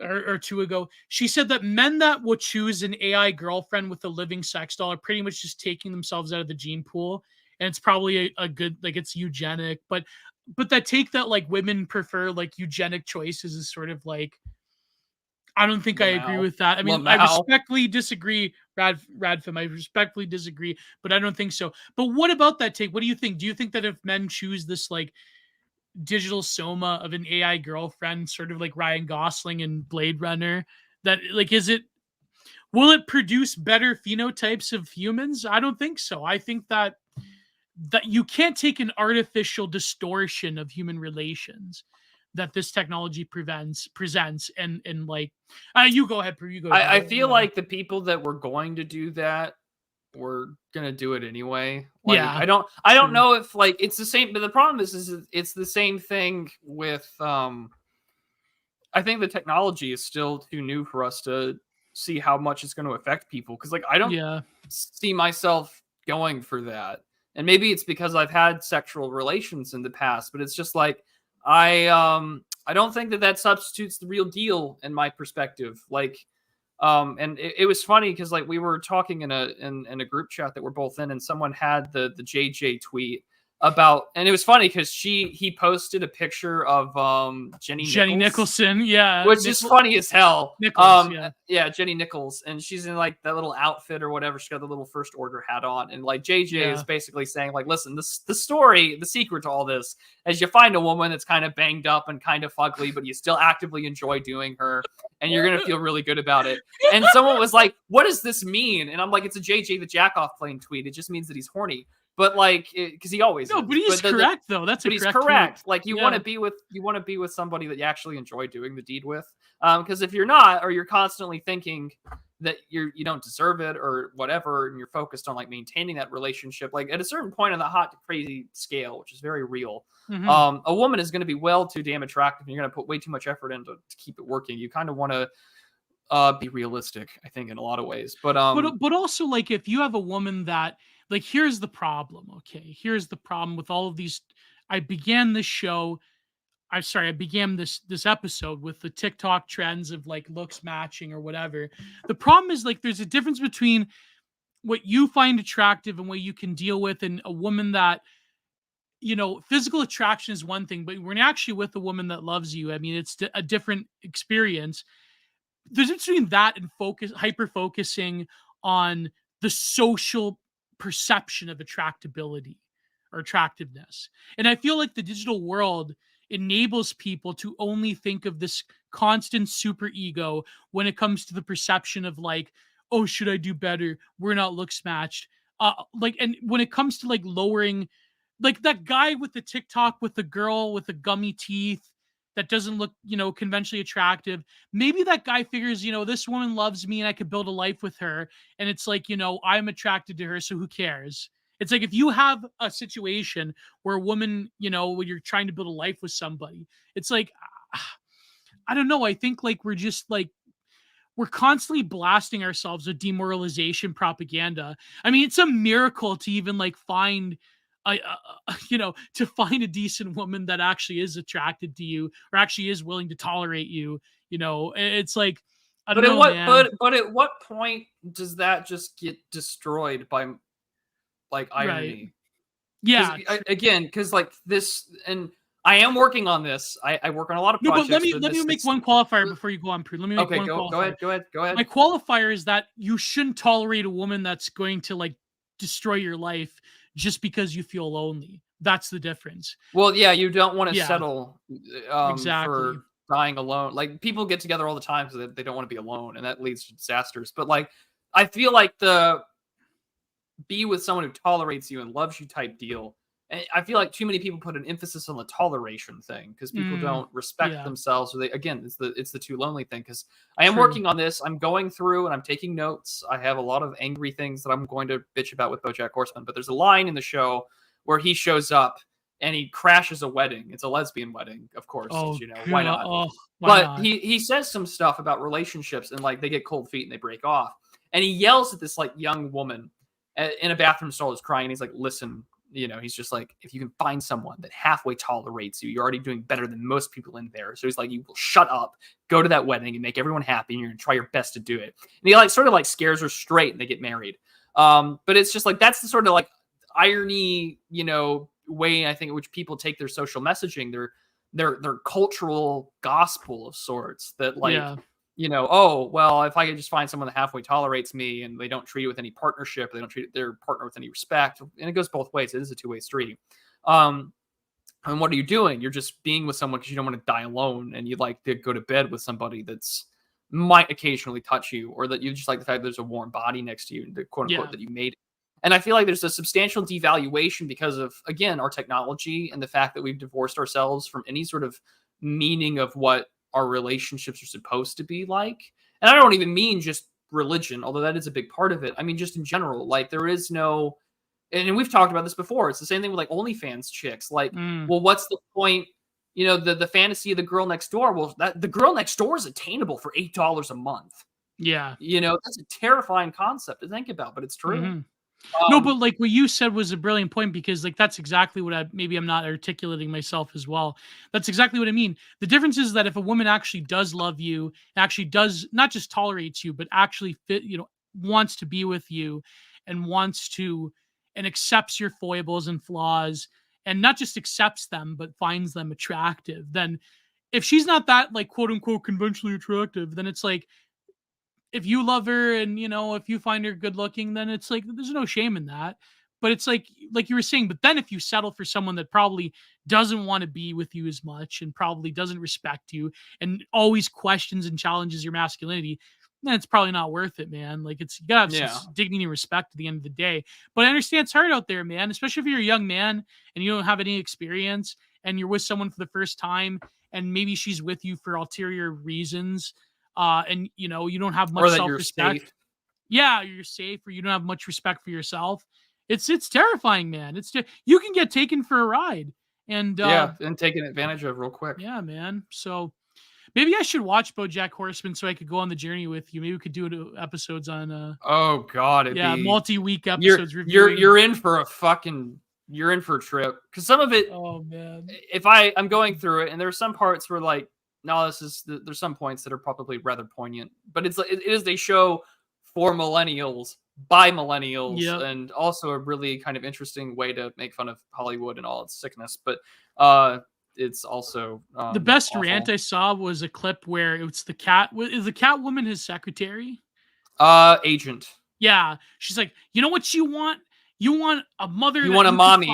Yeah, you want a mommy that you can stick your dick in, is what she says. What she said. And they of course they were together for some time, and it's BoJack that calls him out. It's just like, and you're mad at me because I wasted your 30s, and it's just like, well, you probably fucking did. Whoa! Yeah, it's an interesting show, but again, it's awful for all the reasons it's awful. It's Norwooded, right? It's totally it sure is. But he says porn and anime waifus inevitably converge because men project their accrued fantasies onto the dream woman, and that singular woman eventually personifies all women. She will be simultaneously idealized and sexualized, both Madonna and whore, praised as partner and paramour. Duality intercuts with ebbs and flows, contrasting the polarity of physical lust layered on top of a more abstract intellectual hunger. It's disappear where the authorities of Western civilization don't understand this widespread festering sexual dysfunction. It's regrettable our supposed leaders are unprepared to implement any sort of timely solution. And I do wonder how much of this is, because I mean, now we have, like, again, mass education, mass literacy, mass, like this illegal equality, although it's much more misandry than anything else, where, it's the idea of, well, where everything is political, in a lot of respects. The lefties have made that abundantly clear. And I think maybe that's a woke or more correct in the mainstream moment. We're like, everything is political. And because like you saw this video, little puff pieces about Barbie being like this political litmus test for their boyfriends or potential dates or whatever. I think that's just demoralization propaganda. Sure. Yeah. No. But I know what you mean. Yeah. But the point is that it raises an interesting question, because I think about that Sam Hyde clip all the time, where it's just like, you want a man with Asperger's if they agree with you on every single thing. Like, you want a man with Asperger's. You know what? You want a guy. A guy's gonna have your opinion. The guy's gonna have your opinion. But it's just like, you kind of want to find a woman who has some baseline agreement with you, because if you don't share values, what the fuck's gonna work out from there? Yeah, exactly. Like, I don't think I don't want a co-host I can, like type deal with my wife. I would like, or with a woman, but like, damn, I would really like to have the fact that maybe she agrees with me that abortion is murder, like that's kind of priorities. But like, because I was thinking about, but let me finish. Yeah, go ahead. That's just the nature of how things have gotten. Is just that because it's so easy nowadays for people to adopt an ideology like that. And I mean, like, seriously, look up the words political compass test on Twitter if you have the time, and you will see people posting their political compass tests. This is where I was in 2018, 2019, 2020, 21, 22. Now I'm a centrist with a little bit of like anarcho-primitivist tendencies. And it's just like, so you have no values. You have nothing. And so because of that, people are likely to change. And because they have no values, you know, it makes dating harder. And they burn out and they turn into these husks where they just accept global homo, or they just accept that that's the way it is, what it is. It do be like that, stuff like that. And so for people that have values or have morals, like, yeah, you kind of want, you know, not to the degree of a man with Asperger's, because, you know, that's already me. Like, I don't need another version of me in drag. Like, fuck, that's terrifying. I'd kill that person, you know, like, maybe that's my own evaluation of myself. You mean you wouldn't have an Aspie girl, Prude? I don't know if two Aspie people should breed. True. True. Maybe. No, you'd breed the master race. Come on, what are you talking about? That's true. In the same way that I want Katie Ledecky to breed with Michael Phelps just to get the ultimate swimming monster. But that'll never happen, right? Like, we can't do that. That's that's too eugenical. Human experimentation's illegal. Well, you know, there's that mad scientist devil on my shoulder that tells me to do it anyway. But go on, Gio, you were saying. I was gonna say I'm reminded when you were saying that of the one episode of Seinfeld about Kino's Pizza. Do you remember this? Yes. Where it's like the abortion, the pro-life thing. So the pro-life pizza shop owner, but it's funny because in that scene, all the women are like, I'm never patronizing this. The men are just like, okay, whatever. Yeah. And because they want to get laid. Exactly. Okay, whatever. Because like men stop being able to say no. Like, okay, right. I guess I'll just go screw somebody who agrees with me that, you know, believes in consequences. Like, it's the same thing with in It's Always Sunny, where he like starts screwing the pro-life chick. I never watched Always Sunny, but I've watched clips where, But what I mean is, like, as much as I like Seinfeld, as much as it was brilliant, there is a lot of I know this is like getting into Devin Stack territory, but he's correct. But I mean, it's the ordeal of civility, the TV show. It is because there's a lot of subversive elements, especially when it comes to like interpersonal relationships between men and women. Like how, for example, Costanza would just like fly in and out of them, and like it was no big deal to break up with somebody. Blah blah blah. Like a lot of that was, I would say, just as if not more subversive than Friends, because like the way that episode portrayed it was that men have no political agency when it comes to getting strange, and also it's like a predominantly woman's issue that men shouldn't have an opinion on, whatever, right? So it's like that's just one little thing, but also like the way that they, like, let's face it, the way that all of them like treat their partners or whatever, it's basically like a huge game, and it's like you never grow up, and it is sort of like an ordeal of civility thing as well when it comes to the subtext of it. But as much as I love Seinfeld, subversive show. Let's face it. Let's see what the chat thinks. I haven't been paying attention, but what was the chat think of Seinfeld? Anyways, it's about nothing. It's about nothing. Yeah, it's about nothing. You know, maybe I should watch BoJack Horseman, man. I gotta, you know. Yeah, you gotta see how bad it is. Yeah. Social media, dating websites, porn destroy the male-female dynamics. It will never be the same again. Unfortunately, since churches are run by boomers now, absolutely none of them realize what has happened to their failing teens and young single Christians badly. I mean, like, yeah, this is the thing, is like outside of a few priests and outside of like a few people, holy cow, no, people are brutally, like, Christian leaders of all churches, the Tradcast and the Orthodox included, almost all of them are brutally unprepared for how bad things are.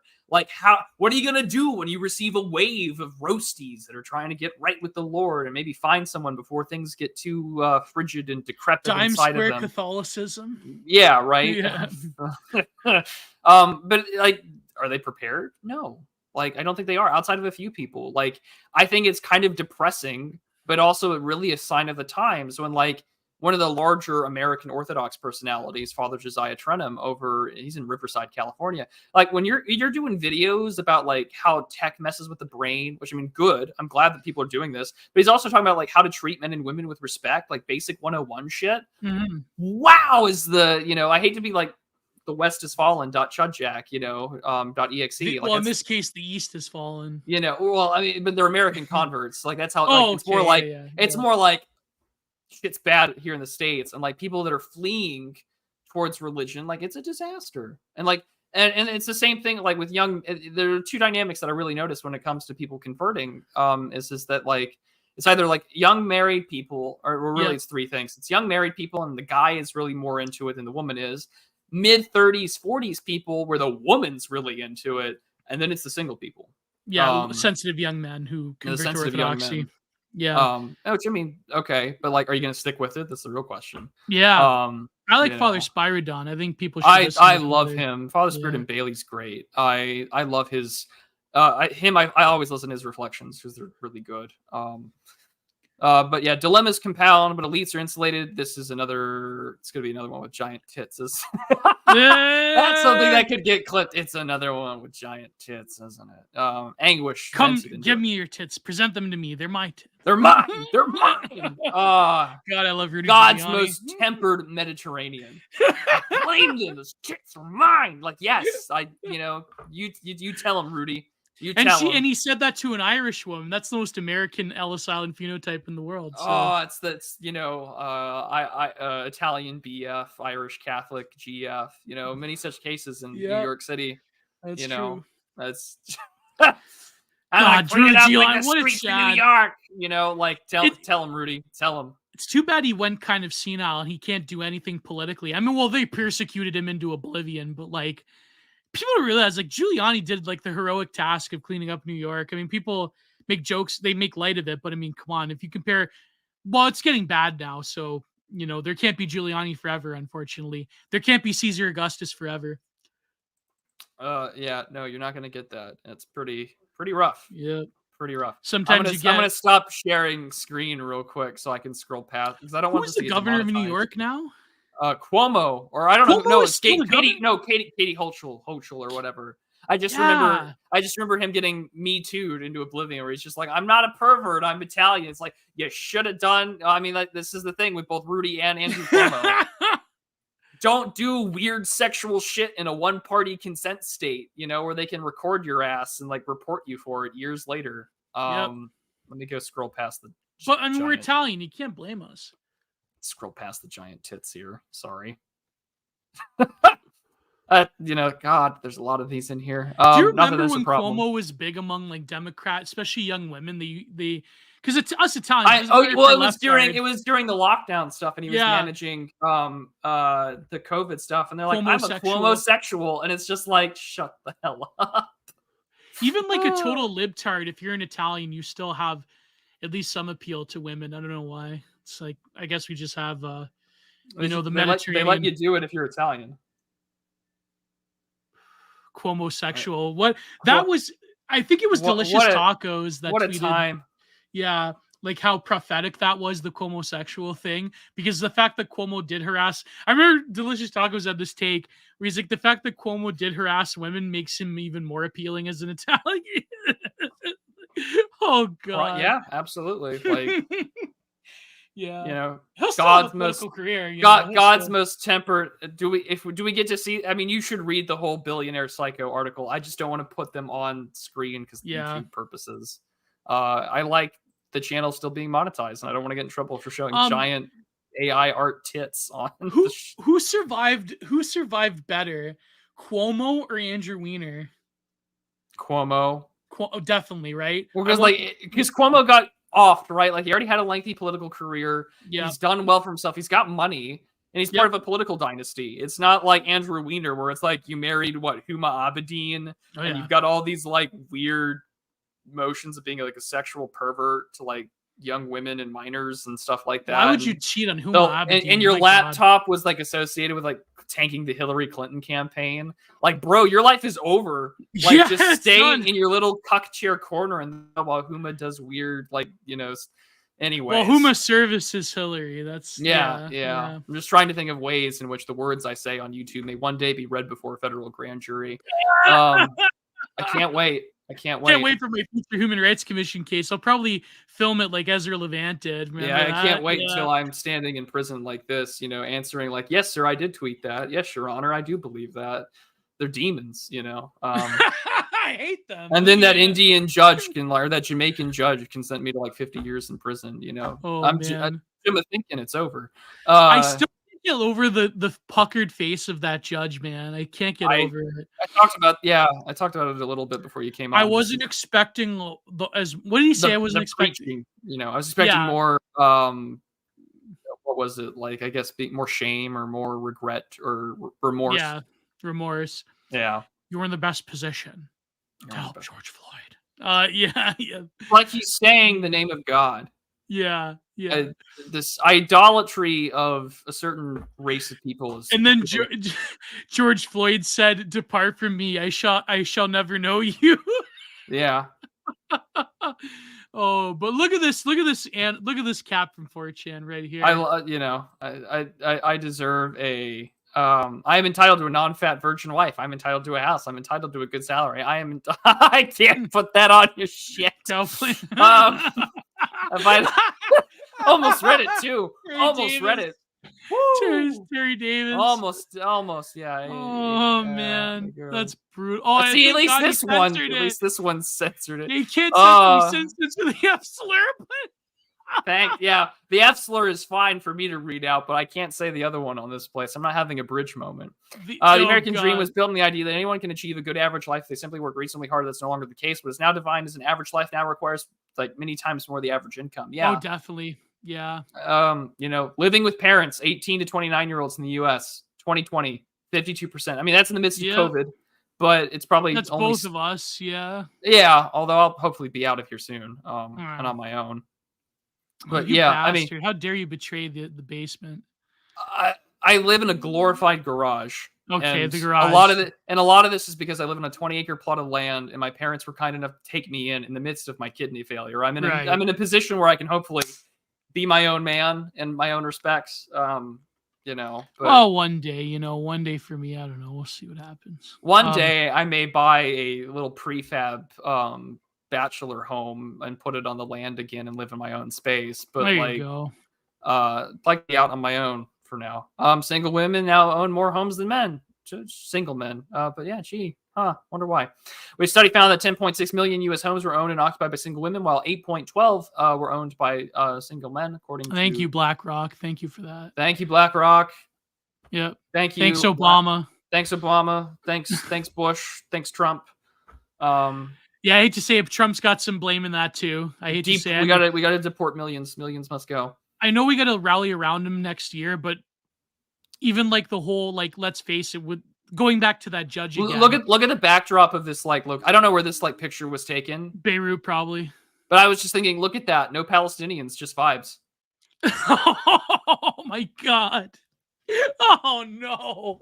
Is that Red Scare Zionism? I don't know. Sending power to Likud. Just asking questions. Just asking questions. We don't mean anything by it. Again, that's a great. No migrants, photo. just vibes.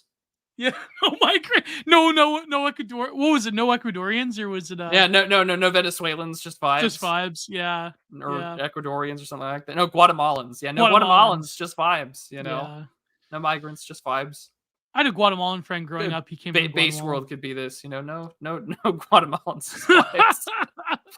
Dating apps are designed for women. I mean, yeah, but I also think was that a Nemitz tweet that had said that Grindr came first? So really, you're just all doing the homosexual mating style, onto straight people, and it's not working out.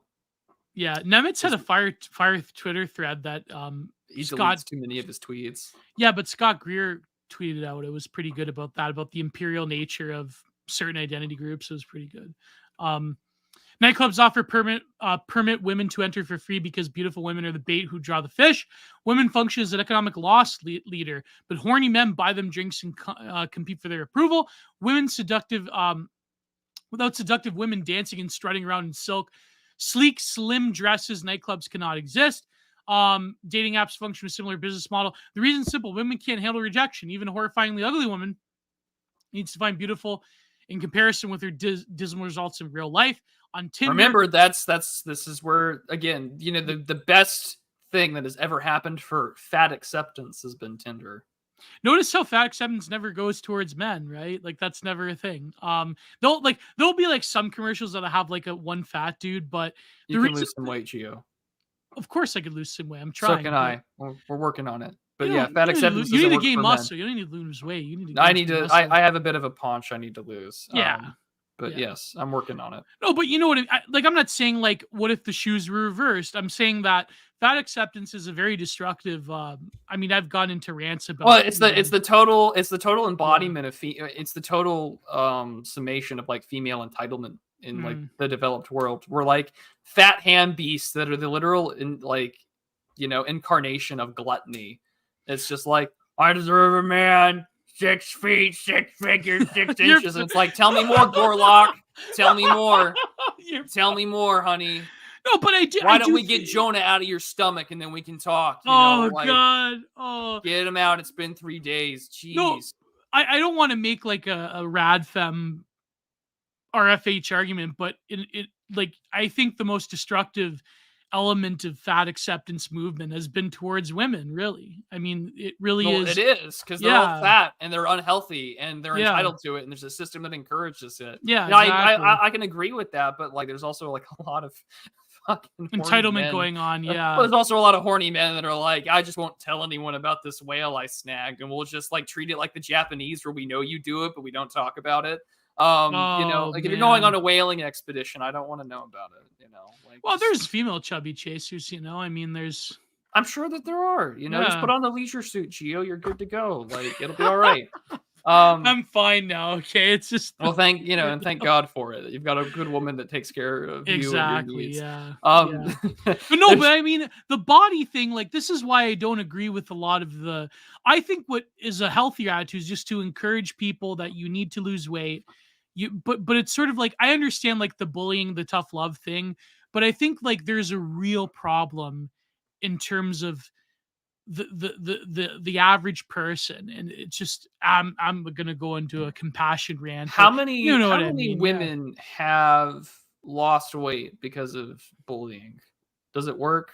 I don't know. I think it works more with men. I think it works more. Women respond differently to bullying. Women have a very particular form of bullying that men cannot provide them. Black men were supposed to fall on this grenade. Oh no! They do more than most. Yeah. It was very weird being young and like being on military bases and like going to like the PX and seeing like enlisted black soldiers with like really overweight white women, and like it was a consistent pattern. And my brain was just like, that's a weird association to make, but like that was my weird pill in my brain. The best is like the female version of Hotep, where black women always complain that like black men have been psyoped by fat white women. That's funny.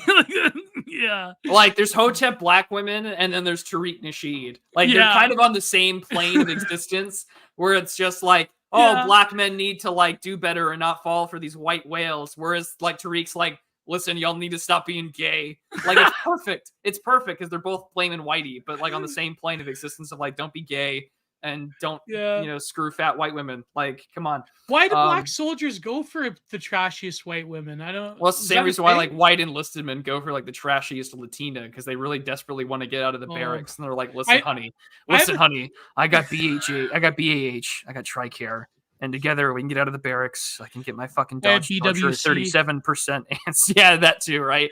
And of course, like there's this like ethnic aspect to it, where like if you're on Fort Bliss, some Mexican chick's like, "Ooh, Mary White, get out of there, Blanca Pimiento or whatever." And it's just like, yeah, but now you got to deal with this bitch for the rest of your life, because if not, she's gonna enjoy that pension and military benefits. Because Latina women, as soon as you look at them, they get pregnant, right? So it's good luck.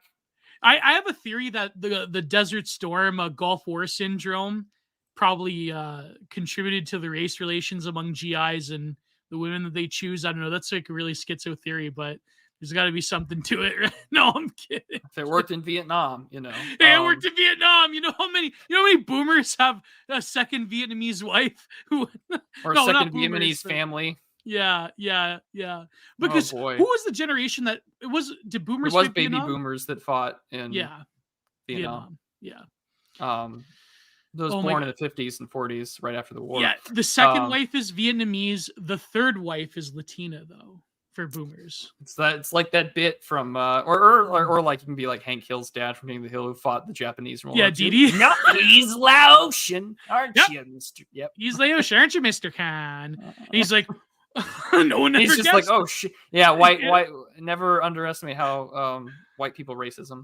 Yeah. But like, again, congratulations, you played yourself, because poverty and promiscuity are related in the sense that the shrinking pool of charming, high-earning bachelors provokes intense sexual competition. Ironically, women have destroyed the market for husbands.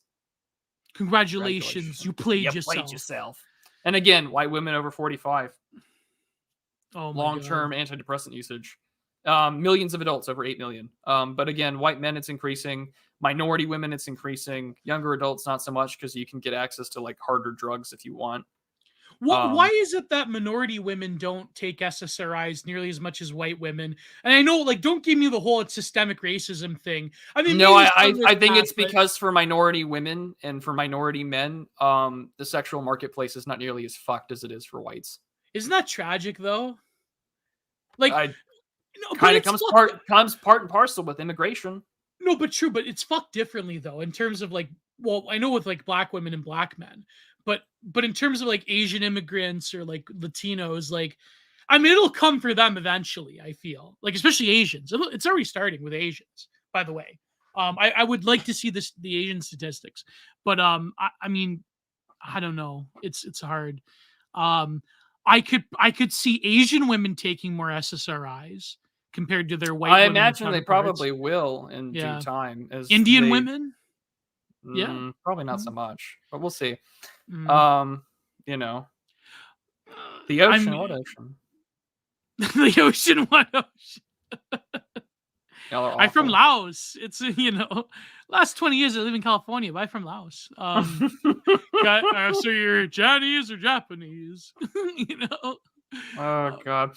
Ho-fi Republican, here's a good take. Yeah, people think women have some great upper hand in the dating field today, but they're going on a 30 non-starter first dates a year while frying hormonal pair bonding abilities on hookups and poisoning your body with birth control seems to be arguably worse than being an incel. Oh God. I think about this tweet more often than I should. This is why I have compassion for young women. You know, I have compassion for femcells. I mean, it's fun to dunk on them or whatever, but I do think that are there that many femcells in comparison to like the women that he's describing? Yeah, I don't think it's that many. I don't just mean femcells. I also mean like women who are caught in the spiral of serial monogamy. I mean, at the end of the day, I think that it's easy to dunk on them, of course. But I think that it's not like just dunking on them doesn't like what Lo-Fi is trying to say. And the irony leftists that totally went over their heads, by the way, they dunked on him for this, is that, you know, it's easy to dunk on young women, but I think that it's not addressing a lot of the problems that go into this cycle of constant first dates, hormonal birth control, SSRIs, the sort of chemical military and the chemical cultural industrial, what would you call it? The psychopharmaceutical therapeutic state industrial complex that a lot of young women are subject to. Is it worse than being an incel? I don't know. Being an incel is quite bad. I don't know. I think that I wouldn't want young men and women to get into the game. I wouldn't want young Zoomers to play the typical 2010s millennial sexuality game of just blaming the other side and saying it's all your fault. Yeah. Rather, I think Zoomers can say to themselves, we are both victims of this thing and we need to rise above our circumstances. But I truly think the Zoomers shouldn't, unfortunately they are, but they shouldn't go down the path of us millennials where it just evolves into like gender war ephemera. I don't know what you think of that, Prude, but you know, I think we've done enough gender war that's gonna. I mean, I'm genuinely, because again, there's a good portion of millennials that are single and childless, and the average millennial is getting into their mid, if not later 30s. Yeah, terrifying thing to consider. And so it'll be interesting. And this is why I kind of do agree with Dave, the distributors point, like in a few years, we're going to see a mental health crisis unlike anything we've ever seen before. And we'll see it. After a few years of heartbreak, meaningless flings, and dead-end dates, women tend to either withdraw into a sort of monastic seclusion or become short-tempered, embittered, and vicious. Chronic, non-committal sex will either fatigue women to a tragic state of self-pity or erode them into neurotic feral madness. Yeah, Billionaire Psycho gets what I was trying to say, but go ahead. Yeah, neither should be interpreted as a deal breaker. Women are malleable, and even an enraged roasty can be shaped and guided into a wonderful wife in an optimal environment, paired with an incredible husband who she respects and admires. That's the key fucking caveat, right there. As Shakespeare would suggest, any shrew can be tamed, spanked, caressed, and impregnated. Yeah, that's pretty good. Tame that shrew, boys. On short-term impulses designed to trick and entrap us into long-term commitments, mounting the beast with two backs often begins with spontaneous, passionate sex that leads to more mature, less exhilarating, deeply meaningful future between husband and wife. But this follows the general trend. Everything is more difficult than it used to be, and costs are rising steadily. Both hoflation and regular inflation is real as shit. In 1,000 small respects, life has become harder, more expensive, more stressful, precarious, and time-consuming. Normal expectations to secure a profitable job, romance, an affectionate wife, and raise a wholesome family become abnormal, treasured outliers. They are. Like, when I was listening to people talk about making $400,000 a year to achieve some kind of like middle-class income from a few decades prior, it's like, yep, fuck. it's over, man. It's over. Unless millennials are willing to, like, when times get bad, to like live in a state of happy poverty, you know, in some sense. But wait, scroll up to that 4chan thing. What did it say? It's the hoflation article. Okay, yeah. You know, yeah. but I was just trying to scroll past the images here. Marriage functions best when a happy couple nests in a stable, supportive community. Good luck finding that, because there are barely any. They're going after a lot of them, whether it's religious or economic or ethnic. Like it comes for all. Social, we're not even halfway through. Gonna have to do a part 3. Probably. See, my favorite. When you invent a ship, you also invent a shipwreck. Every technology carries its own negativity, which is invented at the same time of technological progress. The Dromologue, French philosopher Paul Virilio, peace be upon him. Yep. Great thinker. No, but it's true. We don't think in the televisual age, the collapse of empires more closely resembles a mass mental illness than any event than a kinetic conflict. Present Witness. Great tweet by Present Witness. Yeah. Sexual dysfunction speaks to the secret shame of our culture. Moral ideals are used to avoid discussion of underlying economic tensions. Generally, feminists and there we go, Mr. Bronson. Generally, feminists and social conservatives come in together and say, hey, what's wrong with young men? How come they aren't doing their bit? What's the matter? They're resistant to the idea that each generational cohort of young men are responding rationally to changes. Rational or not. That's some is rational, some isn't. I was going to say I disagree a little bit. Like, I know with like the Rollo Tomasi take about trad cons or whatever, I mean, trads have no social power compared to other bodies, but yeah, it's a good take though. I mean, I guess what Indian Bronson's describing, like the Josh Hawleys of the world. Yeah. So, yeah, but what does Bap say? Happy poverty is something can't and won't handle well. Yeah, I know, Lee, but I mean, for a lot of people, that's definitely true. Yeah. Like it's why I genuinely think like this is what kills me about those tweets where it's like a guy that has a studio apartment, it's a bed, his like cigarettes, gun, television, and computer or whatever, and it's just like they don't understand how much that's how men that's all they need, you know. And nowadays they're like they can't stand that. You know, happy poverty is definitely harder. It's technically illegal to fix a problem woman. Yeah, in a lot of way.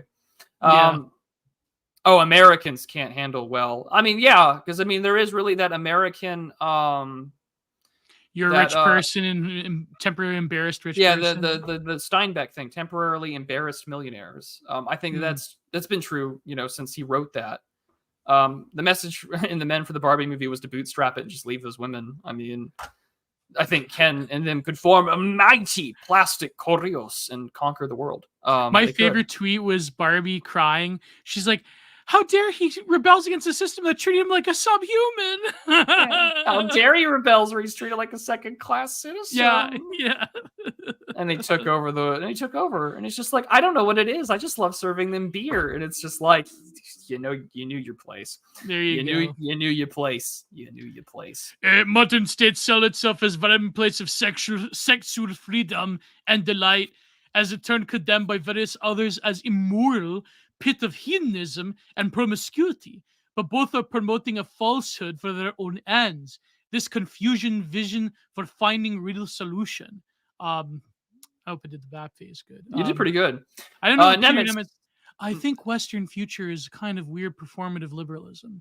Mass surveillance, gated internet through a handful of popular sites, civil society largely runs by security forces, with a changing concept of freedom to refer to substance use and sexuality rather than politics. I mean, I can't imagine in Nemeth's voice him saying that, but I guess maybe. But yeah. I've never actually heard Nemeth's voice, but You've never listened to the Content Mine episode with me and Nemeth? I have not. I apologize. Never listened to his Twitter Spaces on the Bantu expansion? I'm barely on Twitter as it is, man. so no. They're all on YouTube, by the way. Some guy YouTubes them. Oh, fantastic. Yeah. Well, maybe I should listen to them. I do like his tweets. I like his history stuff. I did like the tweet though, where it's like me in a Twitter space with Nemitz, and it was the clip of Tucker Carlson asking Asa Hutchinson how many vaccines did he take. That's a good one. Economic decay, of course, fuels social anxieties, personal grief. Poverty is embarrassing to a generation of children who are raised to believe that they would rule the world. And as the privileged elites of the American empire, they were misled, misdirected into a dismal future of barren janissaries, suffering the dual humiliations of downward mobility and cultural stagnation. Many pretend to be temporarily embarrassed aristocrats. Their tangible achievements fall short of childhood expectations. Tradition erodes, community corrodes. These bleak financial trends sparked the arrival of a new form of communal decay, which is a celebration of grotesque sterile degeneracy. Detached promiscuity is advertised as the highest expression of individual freedom, the liberty to enjoy sex without consequences. But this is a cope. Huge number of Americans remain over-socialized, children into their 30s, lacking wealth, celebration, and sexual deviancy, and poor substitute for their repressed instinct to reproduce, a psychological sublimation of their natural ambitions. Nihilism circulates. Remember, it's okay to be a dog mom. Remember, it's okay to be a cat dad. No, it's not. I'm trying to find the... Oh, man, I'm a cat dad. Well, that's okay. No, I'm kidding. You have a woman in I would your life. never use the... Yeah, but I would never use those words, cat dad. No, but what I mean by the happy poverty thing is I think that with increasingly terrible economic conditions, there's something that compels. I mean, I know both God or nature compels people to have children and to have families, but the way to engage in family life, there's going to have to be something. I mean, yes, happy poverty is kind of unbecoming, but and you question whether it can be real, given the average temperaments of millennials in particular in North America. But I think that I'm just saying that there will be in the future, unfortunately, more quote unquote communal forms of living, whether we want it to be or not. It's going to be terrible. There will be people that will try to escape. They'll take the Ted K pill or the Varg pill. There will be people that will probably just accept eating the bugs and living in the pods. But it's just that I don't know. I mean, there's got to be a way to have some semblance of family life in the future for people that are willing, men and women that are willing. I just don't. I don't see it outside of things becoming vastly different than what we know as life nowadays. I mean, I'm open to suggestions. I know people are critiquing the happy poverty thing. I'm open to criticisms. This goes back to a dialogue I had in Substack with the about the comments section thing. Because he asked an important question. Like, I just don't know if we have an answer yet to it. Right. And I've heard everyone talk about it from regaining, from there are people out there with projects from the Catholic land movement to Bitcoin, Web 3.0 communities. I don't think anyone's got the answer yet. Right. And I don't think that the existing traditional institutions have the answer either. Nope. And that's terrifying. Well, they're working against you now. Most of them are. So it's just, you better start believing in African matriarchal communist societies, Miss Turner. You're in one. I mean, pretty much. Communal living in low trust society in this economy, it's going to be terrible. It's going to be terrible. It's going to be terrifying. We're going to roast a pig on cinder block grills down in the Bronx. Oh, man. We're going to make roast sancocho. You're telling me I'm going to get a roast Chris Christie over a cinder block grill in the Bronx as he tries to win New York for his presidential campaign? Oh, man.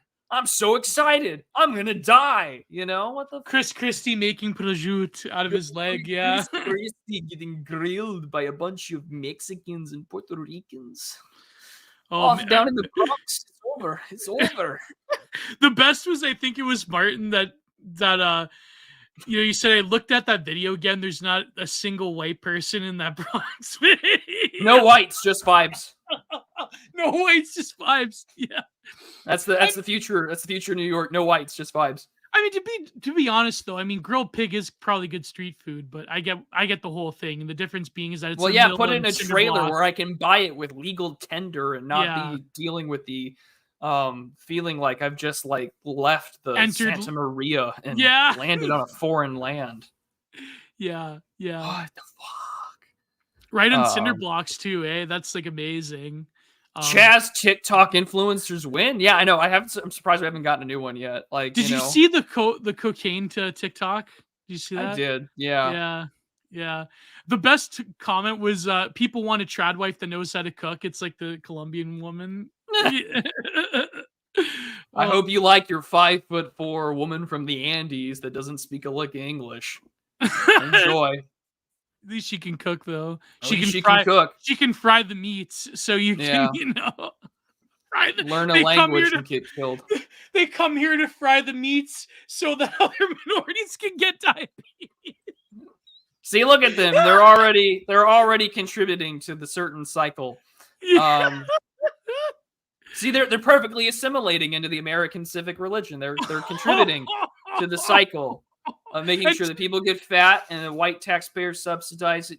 God. Oh, look at this. A monstrous flood of misdirected, confused sexual instincts have been poured into the romantic vacuum. When the oddities share in common is an absence of fertility, an absence of authentic love, exact 100% billionaire psycho, a lack of children and commitment. Circus freaks parade around the television and computer screen, grotesque kinks, sexual deviance of every persuasion, androgynous monsters, to quote Alex Jones. Wow, what a passage. Do we have to skip this image of who's that rapper, Lil Nas? X or whatever. Yeah. Oh good. I can just scroll by on that. Yeah, but all these disgusting. Oh, and she's in trouble because she told all of her dancers about, you can't get fat. Yeah. Oh, and and then the furries, they've got their representation. Are those actual furries though? Those no, it's part of a music. It's part of a music video, but like, come on. Notice how furries are always like dogs or wolves. Some of like there's lizard furries, I know, but it's like, why are they mostly dogs or wolves? Because they're animals. No, I know, but like, I don't know. And they should be put down like animals in a controlled veterinarian environment. That's kind of like hell of a boss. Where their parents can like, pet them and say their last goodbyes. By the way, I think about that Japanese guy that spent like $20,000 or whatever to be like a corgi or whatever. That suit is demonic, man. I just want to burn border collie, and it's just like, yeah, this motherfucker wants to be Lassie, like. But the way the suit looks, doesn't it? Throw him down a well, Timmy. Like, what is this? Throw him down a well. I'd actually, compared to that suit, like the traditional furry suits probably look more aesthetic. Like, what is this? Yeah. What is this? Casual poly, hetero, casual poly, queer, casual mono. What is a mono? Is that like monogamous? Is it the disease? Serious mono, heterosexual, child free. Serious monogamous. Well, thank God they're not having children though. Imagine a child in that environment. There was a furry YouTuber that had a kid that would take him to furry conventions, and then he got like busted for cheese pizza related content. So there you go. Turkey Tom had a great video on it. Did you know about this, Prude? No, but I just think about that Mountain Goat song, No Children. Oh, yeah. I hope I cut myself shaving tomorrow. I hope it bleeds all day long. Because, like, our friends say it's darkest before the sun rises, and I'm pretty sure they're all wrong. Look at this shit. Americans who self-identify as LGBT by in 2021. I mean, this is self-identification. But even if, and I talked about this in my own video, again, the Kierkegaard one, like even if the actual homosexual lesbian behavior stays at its statistical average before 2012, the Great Awakening stuff, these are still people responding to social incentives. Just be queer, receive the, and a lot of it's white stuff too. Like, if you can't play the race game, you got to be neurodivergent, you got to be queer, you got to be trans. You got to find some weird intersectional way to do it in order to, and like, Notice that there are no progressive role models for straight white men. There are none. Hassan Piker, that's it. Okay, but he's like a brown sex pest. Yeah, so that's So a really good role model. let me reiterate my point. There is no role model for progressive straight white men. Emphasis on white and straight and male. Yeah. Like, you're gonna be Vaush? Really? No.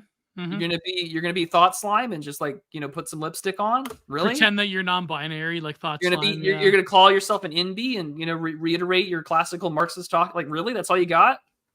You're gonna be. Oh, hey, are you gonna be? You gonna act? Philosophy Tube? You're gonna act? Yeah, you're gonna be. Philosophy Tube. You're gonna be. You can do better. You can do better. Yeah, I'm no angel. Love is love. All this awful Those stuff. women aren't too bad, though. Come on. Go up. They're not too bad. I know. Listen, I'm just revealing myself right here. They could lose some weight. Yeah, we know. You're taking the Renault Fault pill. It's okay. No. What is this? What is this? What creature is this? Do you think I could take them? Is this in Baldur's Gate 3?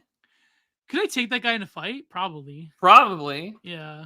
It looks like he's never been hit in his life. You punch that person, like 5 pounds of makeup's gonna fly off that face as those like fucking John Lennon glasses fly off, and you're gonna punch him like it's a 38 snub-nosed revolver and he's John Lennon. Yeah, I could probably break his jaw. But see, like David Bowie looked incredibly more masculine wearing makeup than those guys. Like, you know. Remember, spray and neuter your pets. Bob Barker was onto something. Spay and neuter your pets. Oh, now it's time to say God is queer. Oh my God. Oh, I love their obsession with trying to say that like the Trinitine Christ is like queer coded or whatever. There's whole academic papers I read about this theme. Like, spoiler alert, those are all biological women. That's terrifying. But now I feel even better. Now I feel even better about taking them on in a fight. Yeah. Sorry, in that case, I don't condone violence against women. Get it? I'm misgender. Never mind. Dead name them. I'm dead. I'm sorry. I shouldn't dead name. I wonder if it'll violate. Dead name them. Oh my God. Yell in hell, gents. No, but Prude, you got to look at the trifecta here. Look at that. Today I feel it's like Andrew Cuomo did it first. I am gay. I am black. I am Jewish. I am Latinx. I am a migrant. I am homeless. I am New York. I remember I tweeted out like when Cuomo said that, I said, I'm a Wignat. I am an anime avatar. I'm an incel. I'm a paleo. I'm in a Marnite. I feel like a migrant worker. Yeah, I feel like a migrant worker too in this like 120 degree heat with 85 degree humidity. I'm almost like a Qatari migrant worker ready to die. Oh my God. So happy and gay. What a disaster. They say that Irish people in like Texas or in South America, kind of like you, Prude, like they turn into Hispanics. Did you know this? I hope not. There's a sort of a phenotype. There's like a phenotype. I remember people said that about Patrick Casey when Haas like selectively like brown. He darkened his skin and made himself look whiter. Like, what is the ultimate expression of the ordeal of civility? If you're gonna be like a brown third worldist and you have to brighten your skin and darken the skin of a white European male. Like, I'm sorry. Like, I know Freud talks about penis envy, but like, there's a racial envy in that whole aspect of like, look at me, this proud, light-skinned Marxist that's going to trample upon the face of Anglo international finance. And it's just like, no, bro, you just want to be white. The best part was when Patrick just like calmly said to him, he's like, well, Haas, this is your ordeal of civility, guy. Like that. Like, come on, bro. If you want to be Sammy Sosa, go all the way. Go all the way. But it's true. Like, a lot of Irishmen could like pass as like very, very Iberian and Hispanic they stayed people. out in the sun for like 40 days. And like Charlton Heston in Touch of Evil. He looked like he was Cuban. And how much did they put on him? Oh, back in the day, they could get away with putting. They could get away with it. John fucking Wayne was Genghis Khan. Like, come on. I mean, look at Vince McMahon with the caterpillar mustache. He looks like a Hispanic man. He does, and he also looks like that fucking I think Cary Grant did something similar or something like that, you know, with the mustache. John Wayne playing Genghis Khan. That was the most gripers thing I've ever seen Hollywood ever do. Or that when they did the oh god, they did some sort of sword and sandal epic, and there you know, there's John Wayne. Well, surely that man was the son of God, and it's just like, yep, that's like the most. That's, you know, shoe polish can do a lot for a guy. Just ask the Prime Minister of Canada. Did you see those photos of him with his son and his daughter? But like, he did honest it to God, purposely. I'm so glad that they put that fucking like alt text to explain the story. Because I didn't know that was his son. And so like, we're on Team Barbie, and I'm like, damn, bro, you just separated from your wife and you're taking a picture with your boyfriend like 2 days after? Fucking ballsy, bro. But like, no, his his son looks way more high tea than him. His son looks like Pierre a little bit. His son looks, yeah, well, maybe that debunks the Castro thing, but you know. Yeah. Oh boy. No, but it's funny, he did it purposefully as like a good male feminist to like take his son to Barbie to take his daughter to Oppenheimer. Like, it's so 2010s feminism, male feminism. It's like, you know, who cares? Like, yeah.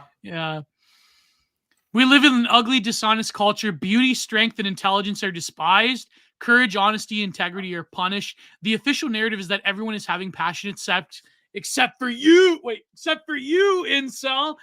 Incel is a slur because the corrosive environmental pressure of genuine romance in a deindustrialized economy are never acknowledged. Isolation has become common. Accidental romance and spontaneous flirtation rarely occur because physical interactions have plummeted. See, this is why even the world of Seinfeld, where they just dance in and out of relationships, that's gone now. George Costanza landing a beautiful blonde woman, that's gone. Well, maybe not, but like, you know, that's largely gone. There's some George Costanza out there that's just like, I don't know what's going on, man. Yeah. Like, they just fall into my lap. Yeah. Remember when George Costanza had a pregnancy scare? He thought he impregnated a woman. He's like, my boys can swim. That was pretty funny. I mean, what would happen to that nowadays, right? You want to be excited about that in an age of microplastic masculinity. They work. It's too bad that like Jason Alexander's... I sunned them. I tanned them, and look, Jerry, they swim. Jerry, look. I tan my balls, and look. You know. Did you ever watch George and Jerry the parody? Kramer built. Yeah, you ever watch George and Jerry? No. Oh, it's like this comedic parody. It's the best thing ever. Go to YouTube, type in George and Jerry. But see, in Sex in the City, at least they were having sex. But nowadays, like, you know, it's the BAP tweet where it's just like, I'm 50 and like, you know, Mr. Big is my batteries now. You know, Quan women need for explosion. Trampled by donkeys. No, but it's funny though how Jason Alexander is now like a libtard, but they're all like libtards, you know. Yeah, people out in the street in old photos. Digital entombment. I mean, this is the thing, right? This goes back to Turkle's thesis. That sounds like a good Tech Death album cover. It really does. Digital entombment. Yeah, that could be a good title. Have I seen the automated AI Seinfeld show? I know that they also had the AI SpongeBob one. Yeah. It's weird shit, you know. Yeah. Because like nothing feels weird about the idea of like Squidward talking about the heat death of the universe going off in 2036. Or the 1970s Indian PSA where he's just like crying. Yeah, he was Italian, by the way. You didn't know that Steelized Cody is Italian? He was a Sicilian. Europeans stay winning. Yeah. But yeah, outside is it's an urban necropolis. I love that. You know what that reminds me of? That reminds me of the acid bath lyrics to Diablo Soul, where he said, how does it go? In hell beneath my tongue, because the skyscrapers look like graveyards from out here. I always remember that line from Acid Bath. The skyscrapers look like graveyards from here. Yeah, but no, I agree. Give me 1 second here. But no, it's funny about Seinfeld, or what was I going to say? I forgot. Yeah. But yeah, we examine one of the fundamental pillars and the fundamental deceits of industrial Western civilization, the overlap of individualism, sexual freedom, financialization, and scientific idolatry. Dissecting the mechanics, the failures of sex in the modern West is a useful proxy for reverse engineering the pathological failures of globo homo. Techno-capital and the ascendance of gay race communism expressed as a feminine tyranny. I thought that's a tranny. A comfortable, distracted, sedated prison of hysterical ostracism and relentless digital surveillance, scaling the ideas of the Enlightenment to transnational empire. Clown world. And Clown World. Here we are. But you notice how Billionaire Psycho, I mean, he basically, he really is intuiting the point that I was making, or rather I was intuiting his point, in the sense of, you're like, to predicate the lack of sexual conquest as a moral failing is a way of distracting you from all of these huge issues that prevent young men and women from having healthy romantic and sexual relationships. So it's like there's a whole apparatus of things that have been either engineered or have been kicked off through various processes and various bodies of knowledge that have permeated from the 19th and 20th century onwards, right? Either it's conspiracy or that, doesn't matter. The end result is the same. It's like, to say that, you know, like like, what are you trying to do? You're trying to LARP some kind of like 90s high school Saved by the Bell fantasy where it's like you're the jock and you're shoving the nerd in the locker. Like, no, that's like and instead what it is it's party of five, but everyone's on their phones. Yeah. That's it, you know? Yeah, we no longer live in the Melrose Place world of free and rampant sexuality. It's party of five, but with cell phones. So there you go. How long have we been on? See, that reminds me of the Dill Gribble line where he's like, this is resembling an episode of Melrose Place, and then John Redcorn comes out of the window behind him with Nancy. Mike Judge at least has a good writing style and sense of humor. I'm terrified if they do reboot the show despite the deaths. I'm terrified it's gonna be awful. Together they conquered the world, erected the post-war neoliberal rules-based order, or as I like to call it, neoliberal kitsch world, and established a cohesive managerial and bureaucratic aristocracy. This is the point of managerialism. Our good friend Apex had that brilliant article. Hopefully he goes back to writing, but he got married and he's got a job, normie job and all that. He had the article, the Therapeutic Industrial State, right? Where he talks about how that sense of managerialism actually permeates into our personal lives, where now it's better to administer a bunch of single cogs feasting on various somas, blasting out of their subconscious, than any sort of productive, healthy, largely family-run based in society.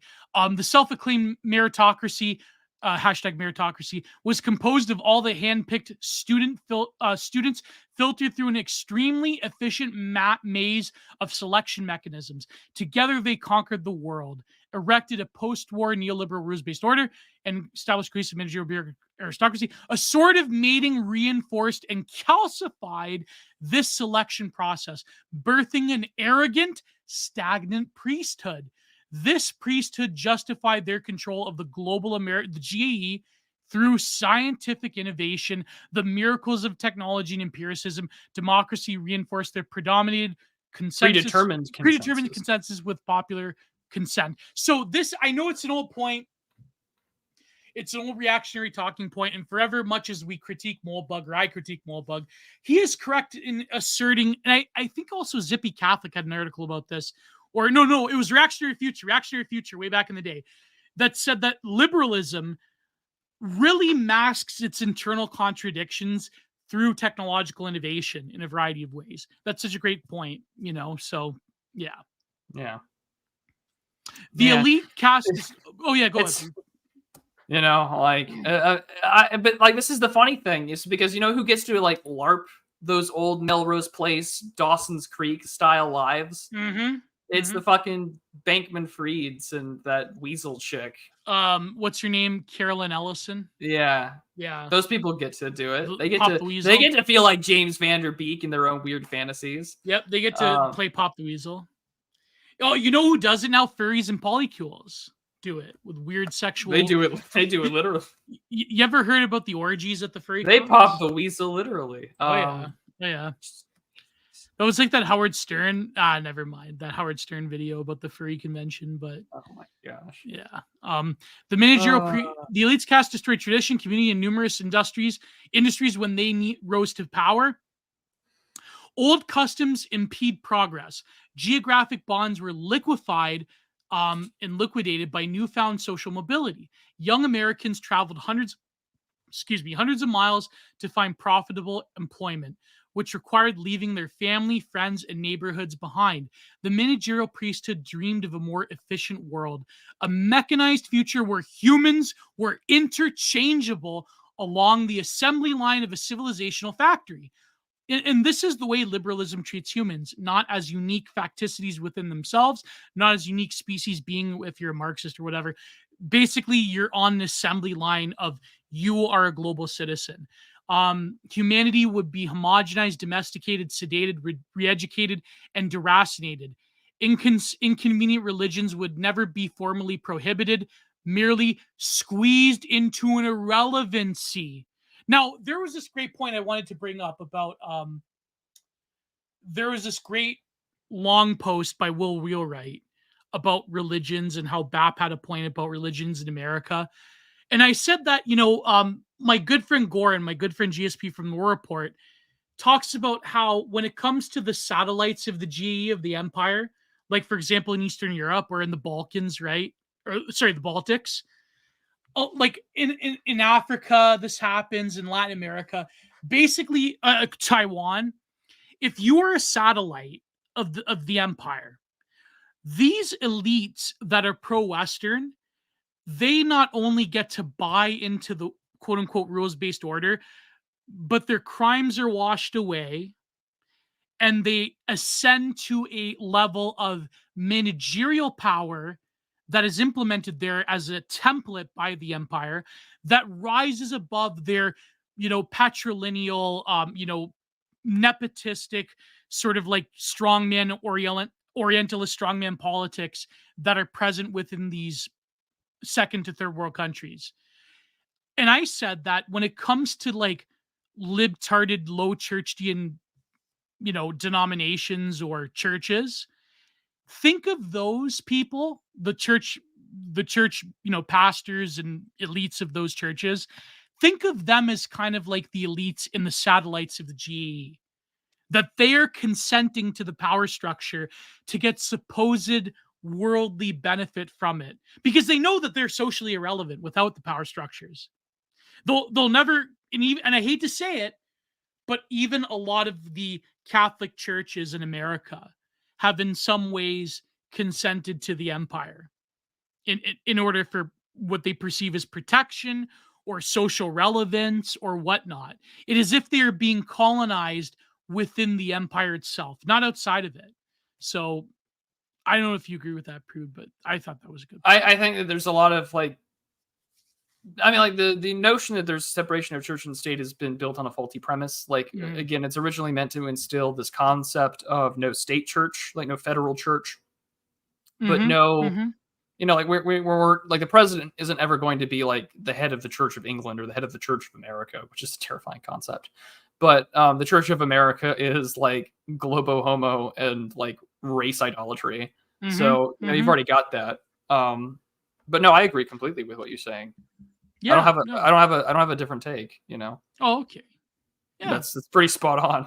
No, it's true. It's just we have to think of ourselves as living within an occupational force, an occupying force. Sorry, I'm slurring my words. I need something to drink.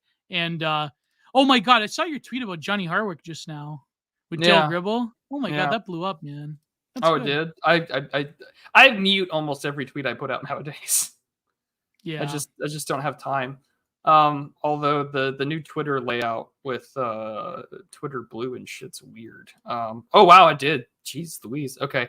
But I mean, let's see here. priestly aristocracy, this managerial oligarchy abolished the traditional bonds, cumbersome regional loyalties of a previous era. Decentralized power structures were folded into a federal, later transnational apparatus. What they created was a cultural playground where every man had a price. Any customized fantasy could be purchased and everything was for sale. Social climbers from any nation or ethnicity could ascend to heights of power by purchasing status and sharing public confession of a faith affirming the civic religion.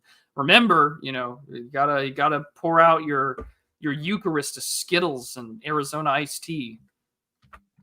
That did happen, by the way. It's terrifying. Money and obedience in the form of social conformity permitted entry into the managerial consensus. There were huge advantages to this imperial geopolitical hegemony. Human talent was harvested with tremendous efficiency, at tremendous scale from all around the globe. The seed of destruction was planted by the American Empire during those halcyon days. Ambitious social climbers pooled together, built a winner-take-all economy where ordinary families in rural blue-collar heartlands were neglected because they were condemned to be low status. Geography determined proximity to the imperial treasury. Coastal cities flourished. The rest of the empire starved. Consumption replaced production. Intellectual luxuries were just displaced physical action. This fundamental deceit of winner-take-all society where the only winners of a corrupt system deserved respect. Decaying, impoverished communities that were betrayed by their leaders are now castigated for moral decadence, a lack of virtue. Cope is confused with colonization. Porn numbs men from a romantic failure, but porn is blamed for their loneliness. Opioids numb men from their unemployment, but drugs are blamed for the deindustrialization of small towns. Underemployed NEETs and incels must respect women. Abandoned Americans must learn to code. Did you see that song that is blown up yesterday? Which song? It's called The Rich Man North of Richmond. Came out of like West Virginia. That radio. He's a hicklib or something, or no? I mean, it's Sorry. just a white guy just singing a really good tune. And is that he has a steel guitar? Yeah. Oh, okay, yeah, I saw. And he's just like and again, it's from Radio West Virginia. You can look it up, but he's just like, I wish they cared about miners and not miners in a random island somewhere. And you're just like, let's. I saw like a hicklib, another song that was blowing up. I got confused, but yeah. I mean, you want something better. And I mean but I have a feeling that song is going to turn into a pretty good one, I think. But we'll see. I just saw an article that said it's hard times for those seeking global denuclearization. Well, no shit. I wonder what happened, by the way, as a side note. I know that I was in this thread with Marty made about the answers to Joe, but what happened to nuclear proliferation? How come, like, I guess it was a fantasy that the world was going to like drop their nukes, like, I mean, not drop the nukes, I mean like get rid of them, not like, oh my god, not drop. Hey, never say never, Never say never. No, but you know what I mean. Like, why did nuclear proliferation just like go nowhere? For obvious reasons, right? I mean, a lot of effort has been done to like contain it. I mean, yeah, who are the two emerging nuclear powers right now? It's like North Korea and Iran. I mean, Israel's got nukes. So let's not kid ourselves. But like, does China has nukes, right? China has nukes, and they're increasing their nuclear capabilities. Oh boy. But like, it's still limited to a pretty small number. And then like Gaddafi's your answer. Like, why is there no nuclear proliferation? Because we will ensure that a mob of undereducated sub 80 IQ people will stab you through the rectum with a bayonet. Yeah, that's what'll happen. Well, look what happened to him. Exactly. So yeah, Kissinger, that too. Should we drop the nukes or drop them? I mean, it's so true. That's the Australian question, and they decided to drop them. But honestly, in hindsight, de Klerk did denuclearize before, giving up power to South Africans. And we're thankful for it. Imagine if the ANC had nukes. Terrifying. That is one good thing the ANC did, was get rid of the nukes. Or was it? Well, I mean, it was de Klerk. It was the white government that got rid of them. Oh, really? And he said later in his life that, no, I didn't denuclearize because, I was giving up power. Yeah, you did. Yeah, I think they knew the way the wind was going to blow. They knew where the wind was going, and I wouldn't want to give the ANC the capability to promote a tactical strike on like Orania. So, imagine giving Malema tactical nukes. Yeah, again, the ANC would have scrapped the nukes for scrap value. Yeah, probably. Like, and the last thing I need is Boko Haram with like nuclear fissile material. I mean, they would probably just end up giving each other radiation poisoning, but like, But yeah, nukes have always been the insurance policy against U.S.-backed regime change, Yep. and so this Yep, is why that's true. this is why Iran wants them. This is why Israel's got them, and this is why South Korea has them. You know? Yep. I know that Duran had that take about like why all of a sudden these countries don't want to get rid of their nukes, why they're scrapping the agreements they signed with the UN to get rid of their nukes. I mean, why would you in this day and age? Why? You want to get you want to get color revolution, right? So keep your nukes. Keep your nukes. I mean, Lukashenko was lucky enough to have Putin and the intelligence apparatus of Russia to tell him like, hey, you're gonna get color revolution. Go put some nukes in your territory. Yeah. Now put Wagner in your territory. So that situation's not boiling over. Apparently, the Polish are making a big deal that they accidentally entered their airspace, a Wagner helicopter. And it's like the Polish psycho meme of like Article 5. Like, not gonna happen. Nothing terrifying. Nothing happens, but yet things happen. So yeah. It's the eternal. I'm just trying to look how further things go. Yeah. Yeah. Oh, this is maybe a good place to stop and go through the super chats. But like, all right. Thousands of leisure hours became available to women. Those excess hours were funneled into factories, stores, and cubicles. And for the first time in history, women could compete in the workplace against men as financial equals than superiors. That newfound competitive leverage led to a persistent political renegotiations in how marriage was enforced as a legal contract.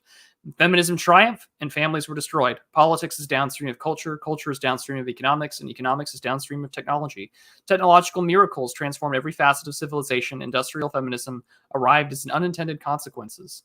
The social and psychological functions of traditions remained important, but their physical limits were eliminated. And sudden, unexpected prosperity sparked a generational orgy, a Dionysian bacchanal. Wow.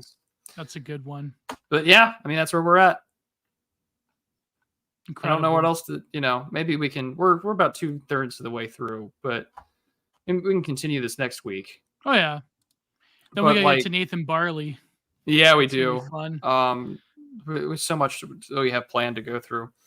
Oh man. Did you see what was I gonna say? What was going on in Twitter? Did you see that Mike Graham take about young communists versus young fascists? I talked about my solo episode. It's stupid, but yeah, the nuclear proliferation thing is quite fascinating. But no, I just think that Billionaire Psycho put so many things. Yeah, I got to get a haircut, fishy. I mean, do you remember the BTR days when I still had long hair? I got to get a haircut. But no, I feel you. Although I cut mine too short. Yeah. There's so many things that Billionaire Psycho touches upon. Really touches upon. There really is.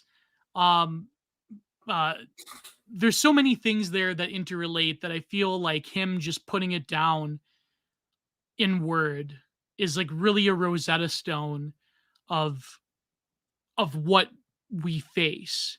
Not just millennials, not just Gen Xers, Zoomers, maybe Gen Alpha, who knows?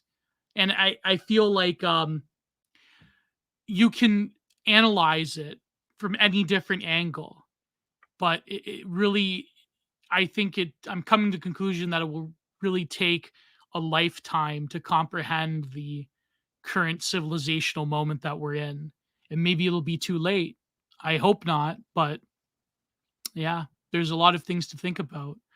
Can you guys do a white pill stream sometime? Yeah, I know it's been back. Yeah, Nathan Barley will be one. That'll be a white pill stream. Well, it'll be a weird. It'll be like a history stream, Yeah. Like, oh, this is how we got from here to there.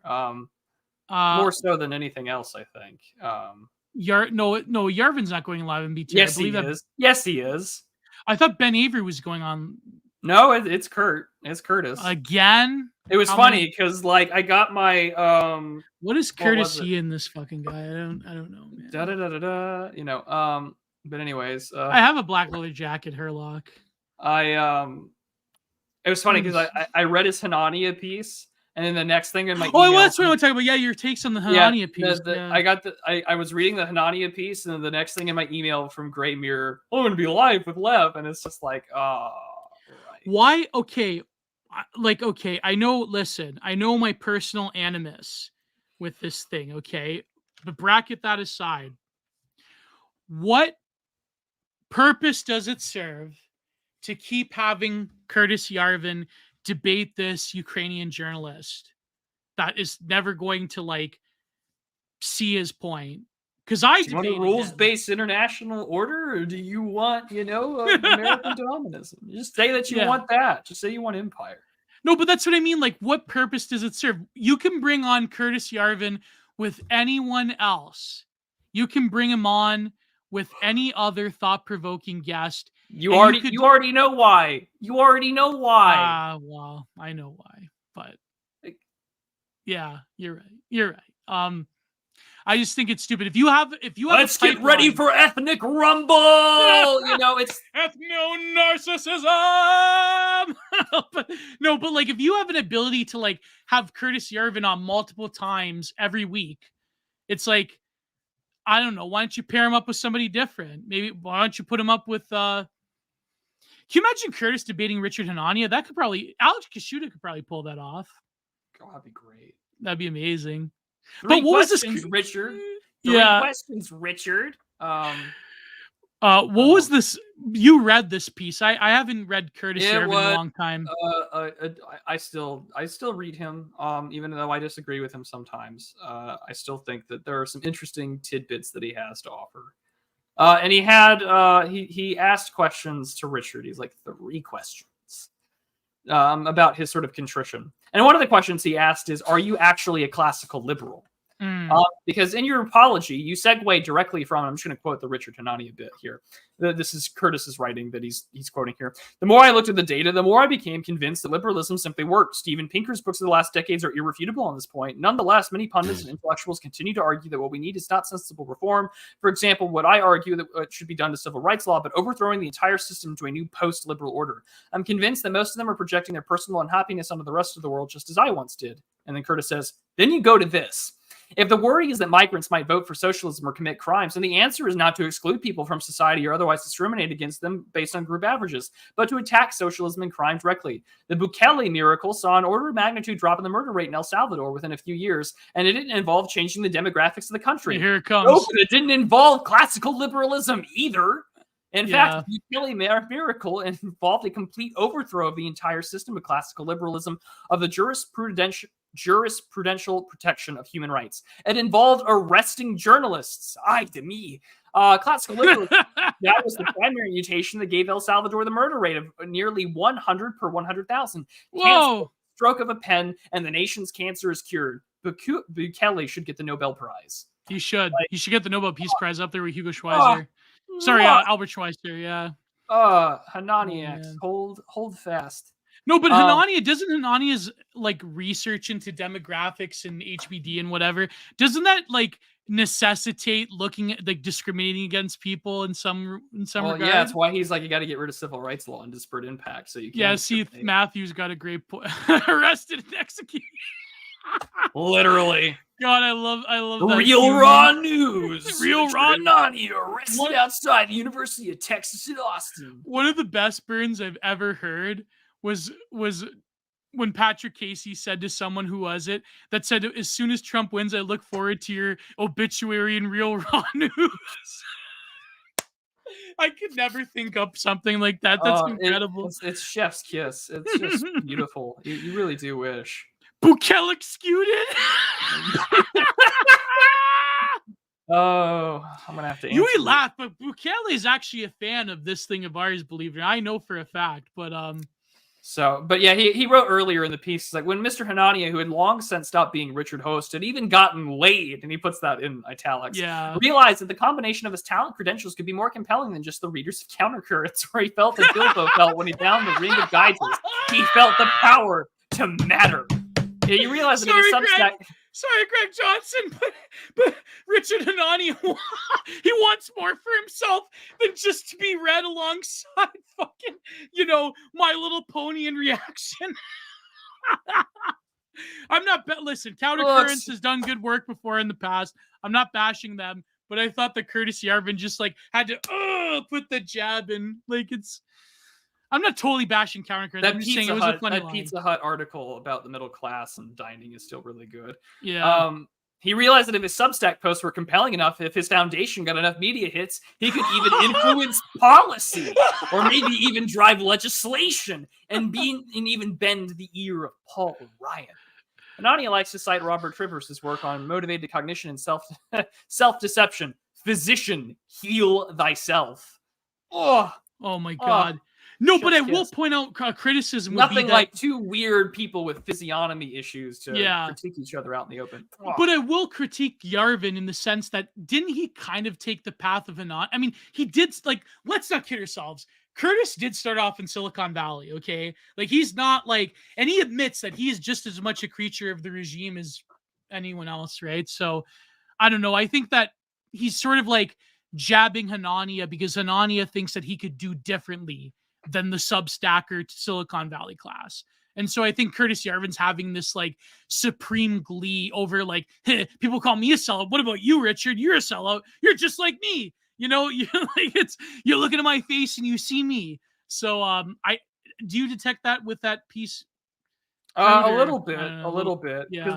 But I mean, he's more in that piece. He's also more likely to just be like, yeah, you know, I'm one of these people, but you know, but he's at least willing to be like, listen, you can at least be honest about yourself and say that I've changed. Yeah. But instead you're just being like a, words I can't say on the internet, or at least on YouTube. But yeah, it was just a fun little piece. The first thing that I genuinely found interesting out of Curtis's writing in like a year and a half. So yeah. If we kill the villain, we'll be just like him. You know, remember, if you beat your enemies, you lose. But of course, like we said originally, like we don't condone what happened to Richard, as much as you don't agree with him. Yeah, I'm not a pro doxing guy. But also like the guys doing the data stuff are like, oh, he used the same password and he barely changed his name. Like, OPSEC. Yeah, look at Fishy Frenzy. I condone it. The Armar Knights can condone it, I guess. Yeah, JK well, I mean, Hanania does post a lot of coal, so it's like so much coal. Just kidding, kind of kayfabe. 16 tons. See, Fishy Frenzy. You know. See, it's funny because the Amarna, like Fishy Frenzy's doing that, right? But it's funny because years ago I did the meme where I'm like, I'm only ironic. I'm being ironic. I'm being half ironic. So I don't know. It's funny. It's I remember doing that. I'm ironic. I'm ironic, but I'm not. I'm half ironic. I'm honest. Gio's on first name basis with Hanania. No, I don't think Hanania knows I exist. So come on, Dicky host. Come on. Yeah. It's going to Rager. I like the thing is Hanania. We go with Richard Spencer with a double cup of lean. It'll be great. Come on, Mr. Host. Let's party one more time. It's funny how they both became jab heads and they both became like racist. It is quite funny that way. Like, does Hanania show for Ukraine as well? For NATO? I don't know. I don't follow him. I haven't blocked. I don't want to see that shit on my timeline. He's got like get that just gone. I don't need to see it. I'm with Charles Haywood on this one. I do everything that I can to not see his name, face, or posts. I don't have time for this shit. You want to be start from scratch. Get that anime profile picture. Work your way up from reply guy to poster. There you go. Come on. I think a huge litmus test for any and you know the Fishy Friends, you're gonna like this. A huge litmus test for any quote unquote big account is if you unironically deploy the incel insult. I said this to Martin. I said this in our group chat. I said, if you unironically deploy like, haha, you're an incel, that's like a huge litmus test, in my opinion. That's like, you know what I mean? Like that shows, that really does reveal your colors. You know what I mean? So, Richard Spencer, look at this. Richard Spencer and Richard Ryan will consume one another to become a terrifying mutant. The triad. The triad. Yarvin, Spencer, Hanania. That's like, yeah. No, but I think. Oh man, where's John Carter now? When you want an FMK fucking super chat. There you go. Who would you marry out of that bunch? We know that Spencer would Yarvin, because I'll die and then he'll just remarry or impregnate somebody else. I won't have to worry about it. Oh boy. They'll do a Steven Universe merge. The gem merge. With our gems combined, we'll no longer post coal again. You know. Look at Matthew, the unholy trinity. Oh my god. What an episode. What an episode. The unholy trinity. Oh my god. Out of all three of them, I hate to say it. Oh, Spencer, easily. Well, that makes sense, you know. Yeah. He has a good taste in burgers, likes theater. It's like but he would shove you down the stairs. He'd abuse you. Well, then he can kill me. Let it happen. That unholy union can end, and I can go straight to hell. It'll be all works out. Oh my god! Out of all three of them, isn't it a shame that Curtis Yarvin probably has the most personality out of all three of them? Like in terms of like, he wouldn't be that annoying to live with. I don't know, man. You think Curtis would be annoying to live with? They'd all be annoying to live with. I'm including him in that title. Yeah. No, I agree, Fishy Frenzy. I'm sorry, I shouldn't use you as an example all the time, but I don't know, man. Like Yarvin, all three of them are weird. Most considerate lover. Oh, Mr. Stowe, what the fuck? He probably could be a considerate.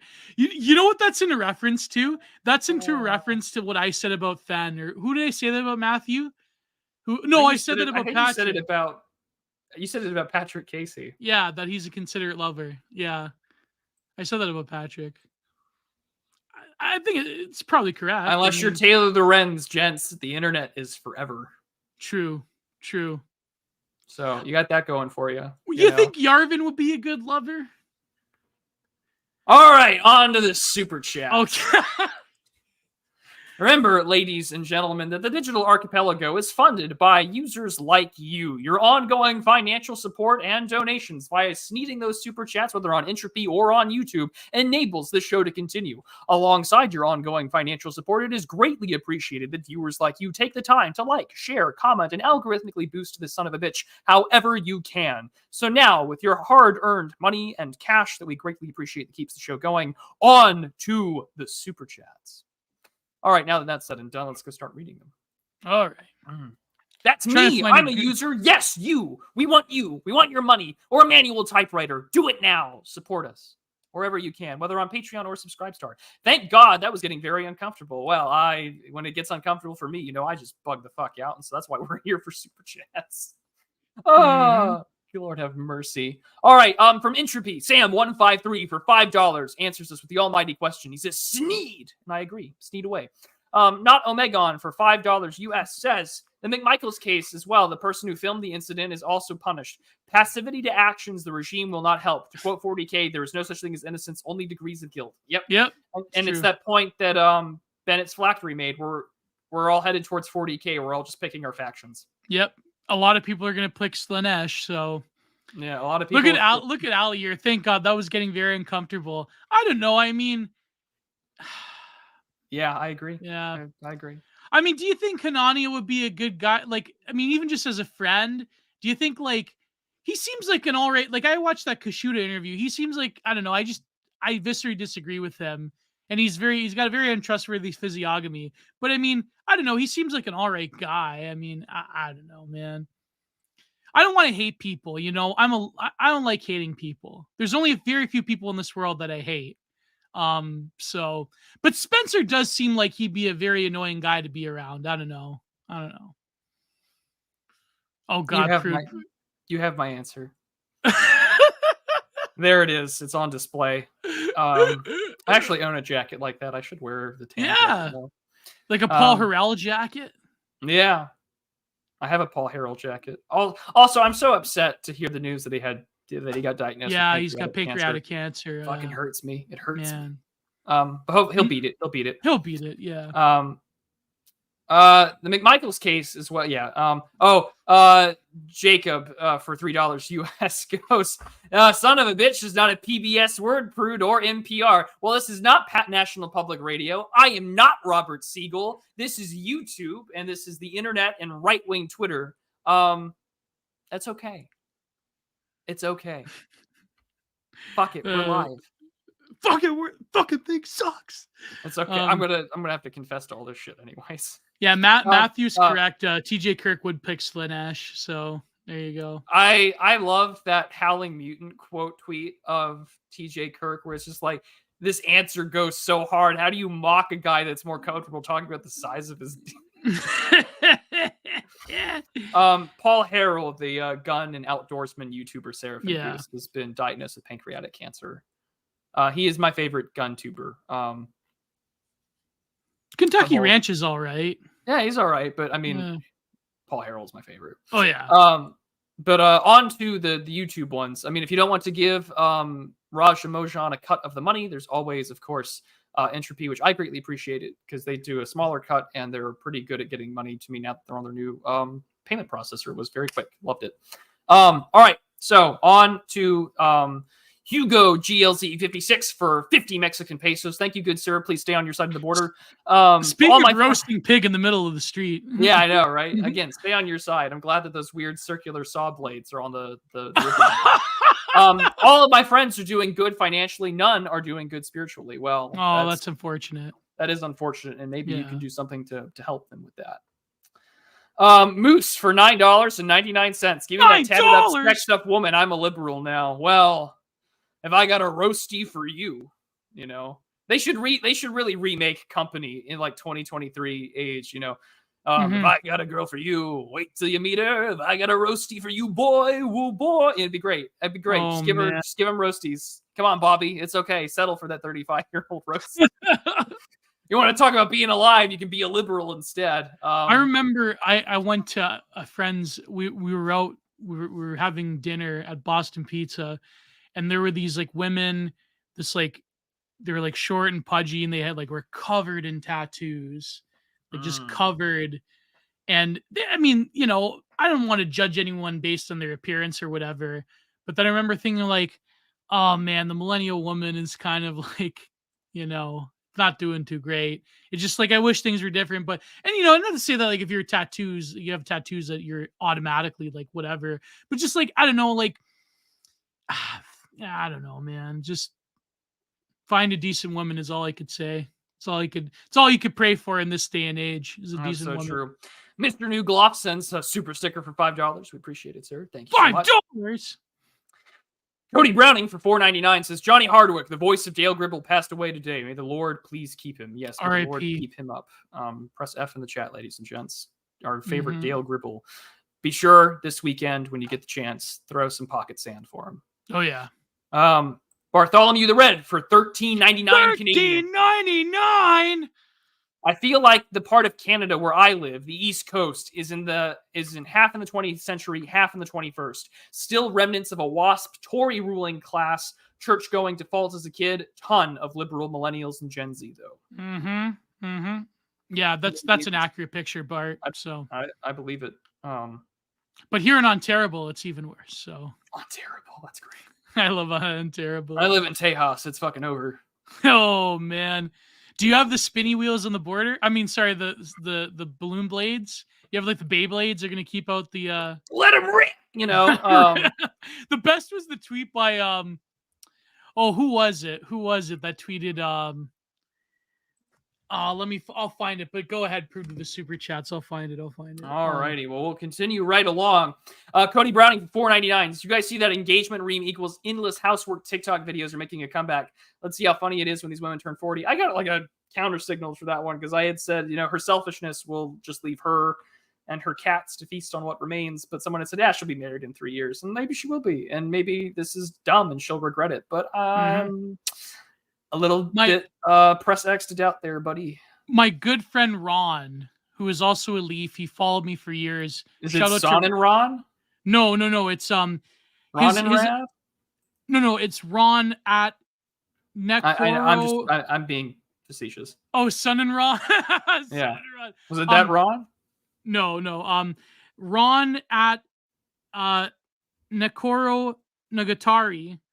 He had a tweet that blew up that said, Abbott is painting black circles on cliff walls with signs that say tunnel in various West African and Mesoamerican languages to trick migrants into running into walls at top speed. Abbott is dropping pianos on migrants and their teeth are replaced by piano keys.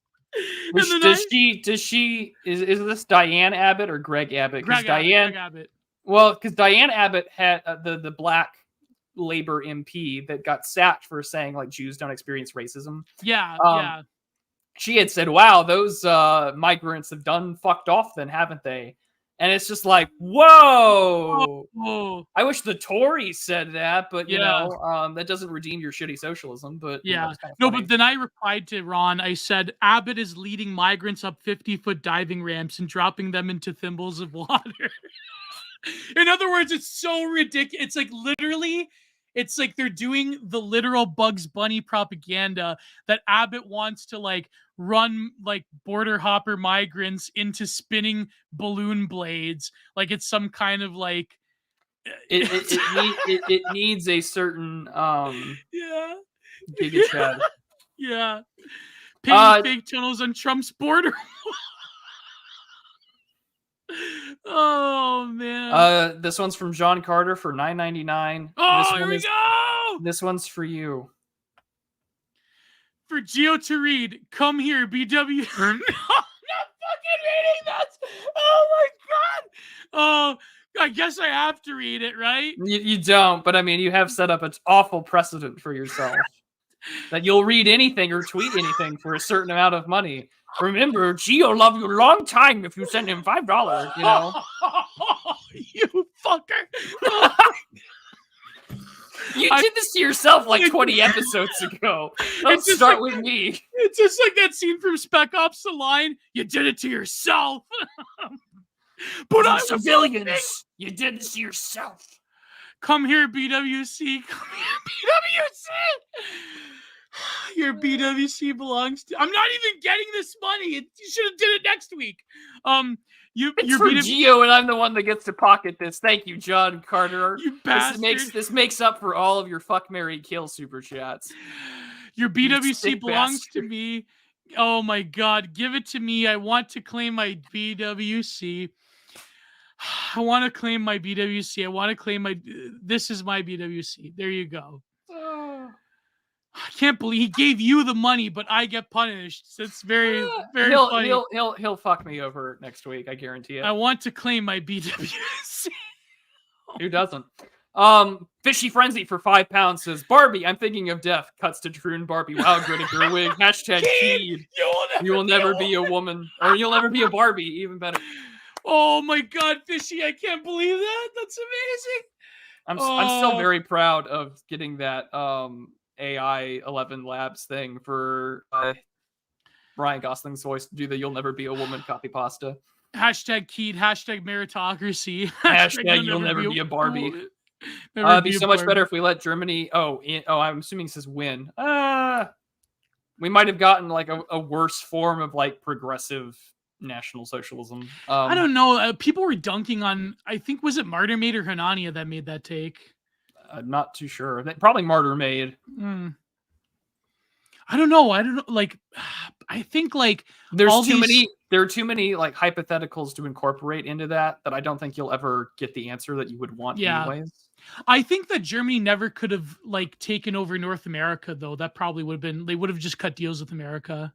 Probably. Like if it was just them fighting the Soviets, then I would that would be different. Yeah. But again, we'll never know, and that's the thing that we have to deal with that. If the Anglos would have just let the Slavs and the Germanics fight each other, who knows what the world would have looked like, right? Yeah, but FDR and Lend-Lease, unfortunately, and too many fucking commies in my own government. Zhang Wei for $4.99. Thanks both of you for your hard work creating DA and keeping a regular schedule. Everyone in the chat is a peach. We're making moves, friends. Well, oh yeah, we try our best now, don't we, kids? Try our best. We try our best. You know what's funny? I love how Lend-Lease is sort of like the kryptonite to the commie LARPers. It is. Like, yeah. It's like, oh man, like in 40 years they turned a peasant society into an industrial superpower that got man in space, and it's like how much of that's American dollars and Nazi scientists. Yep. Think about it, right? Think about it, and think about the scientists that defected to America even before the war, right? You're telling me the regime of Lysenko, you know. Mm-hmm. Or Mao killing the sparrows. Yeah, let 1,000 flowers bloom. Yeah. But we do try to keep a regular schedule. That's for sure. Seasider for $5 US just sends $5. Thank you, sir. Timothus89, again, I hope that your son is doing okay with his broken limb.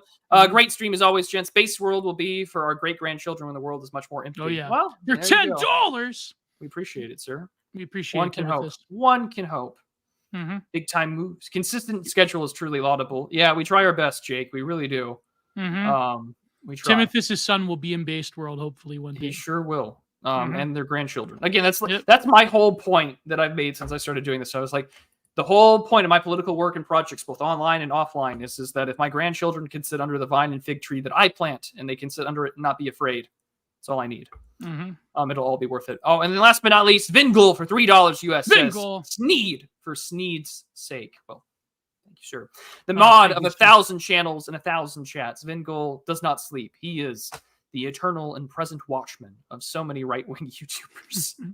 And we're thankful for him. Vingul prevented so many disasters in the comment sections. That's very true. He's done a lot in live chats. But with that, one must ask the question. And the important question is, Gio, what the hell do you have going on? Well, hopefully either tomorrow or Saturday I can get my solo variety mega show, episode 6. Actually episode 49 of Content Mind. Hopefully I can get it done in time. If not, it'll be Saturday. And next week I'm going to be away a little bit, and I'm trying to get back into writing the book, So yeah, it's hopefully maybe I'll post something else. Maybe I'll do that article reading video finally. So we'll see what happens. All right. Yeah. Well, let's But I got a lot of interviews. I got interviews lined up I have interviews with amazing people. I did 3 hours of Marty Phillips last week. I did another one with Meta Prime. I think this week I might be interviewing Mike Paul.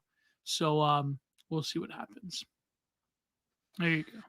All right. Yeah, I'll be live later this evening with the OGC covering the news, and then I'll be reviewing Empire as a Way of Life from William Appleman Williams this Saturday. We're going back to geopolitics. I got to finish a writing project that I got to submit on the 15th, and that'll be for the Mars review of books. And then after that, some longer scripted videos will come out. I should interview that guy as well. Yeah, he's a good guy.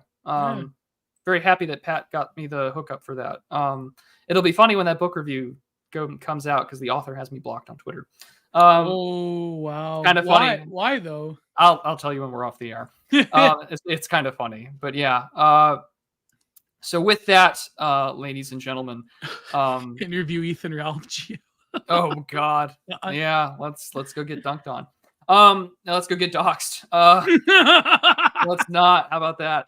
But all right, with that, ladies and gentlemen, support is always greatly appreciated both on the air and off the air via Subscribestar, Patreon, Substack for both of us, Buy Me a Coffee, and numerous other means from PayPal and such. Your ongoing support makes all of this possible for, people like you and people like us. So we will see you all next Thursday, same time. We're going to finish the article and have a lot more to come in the near future. So we'll see you. God bless. Goodbye. Too sweet. See you, gents. And RIP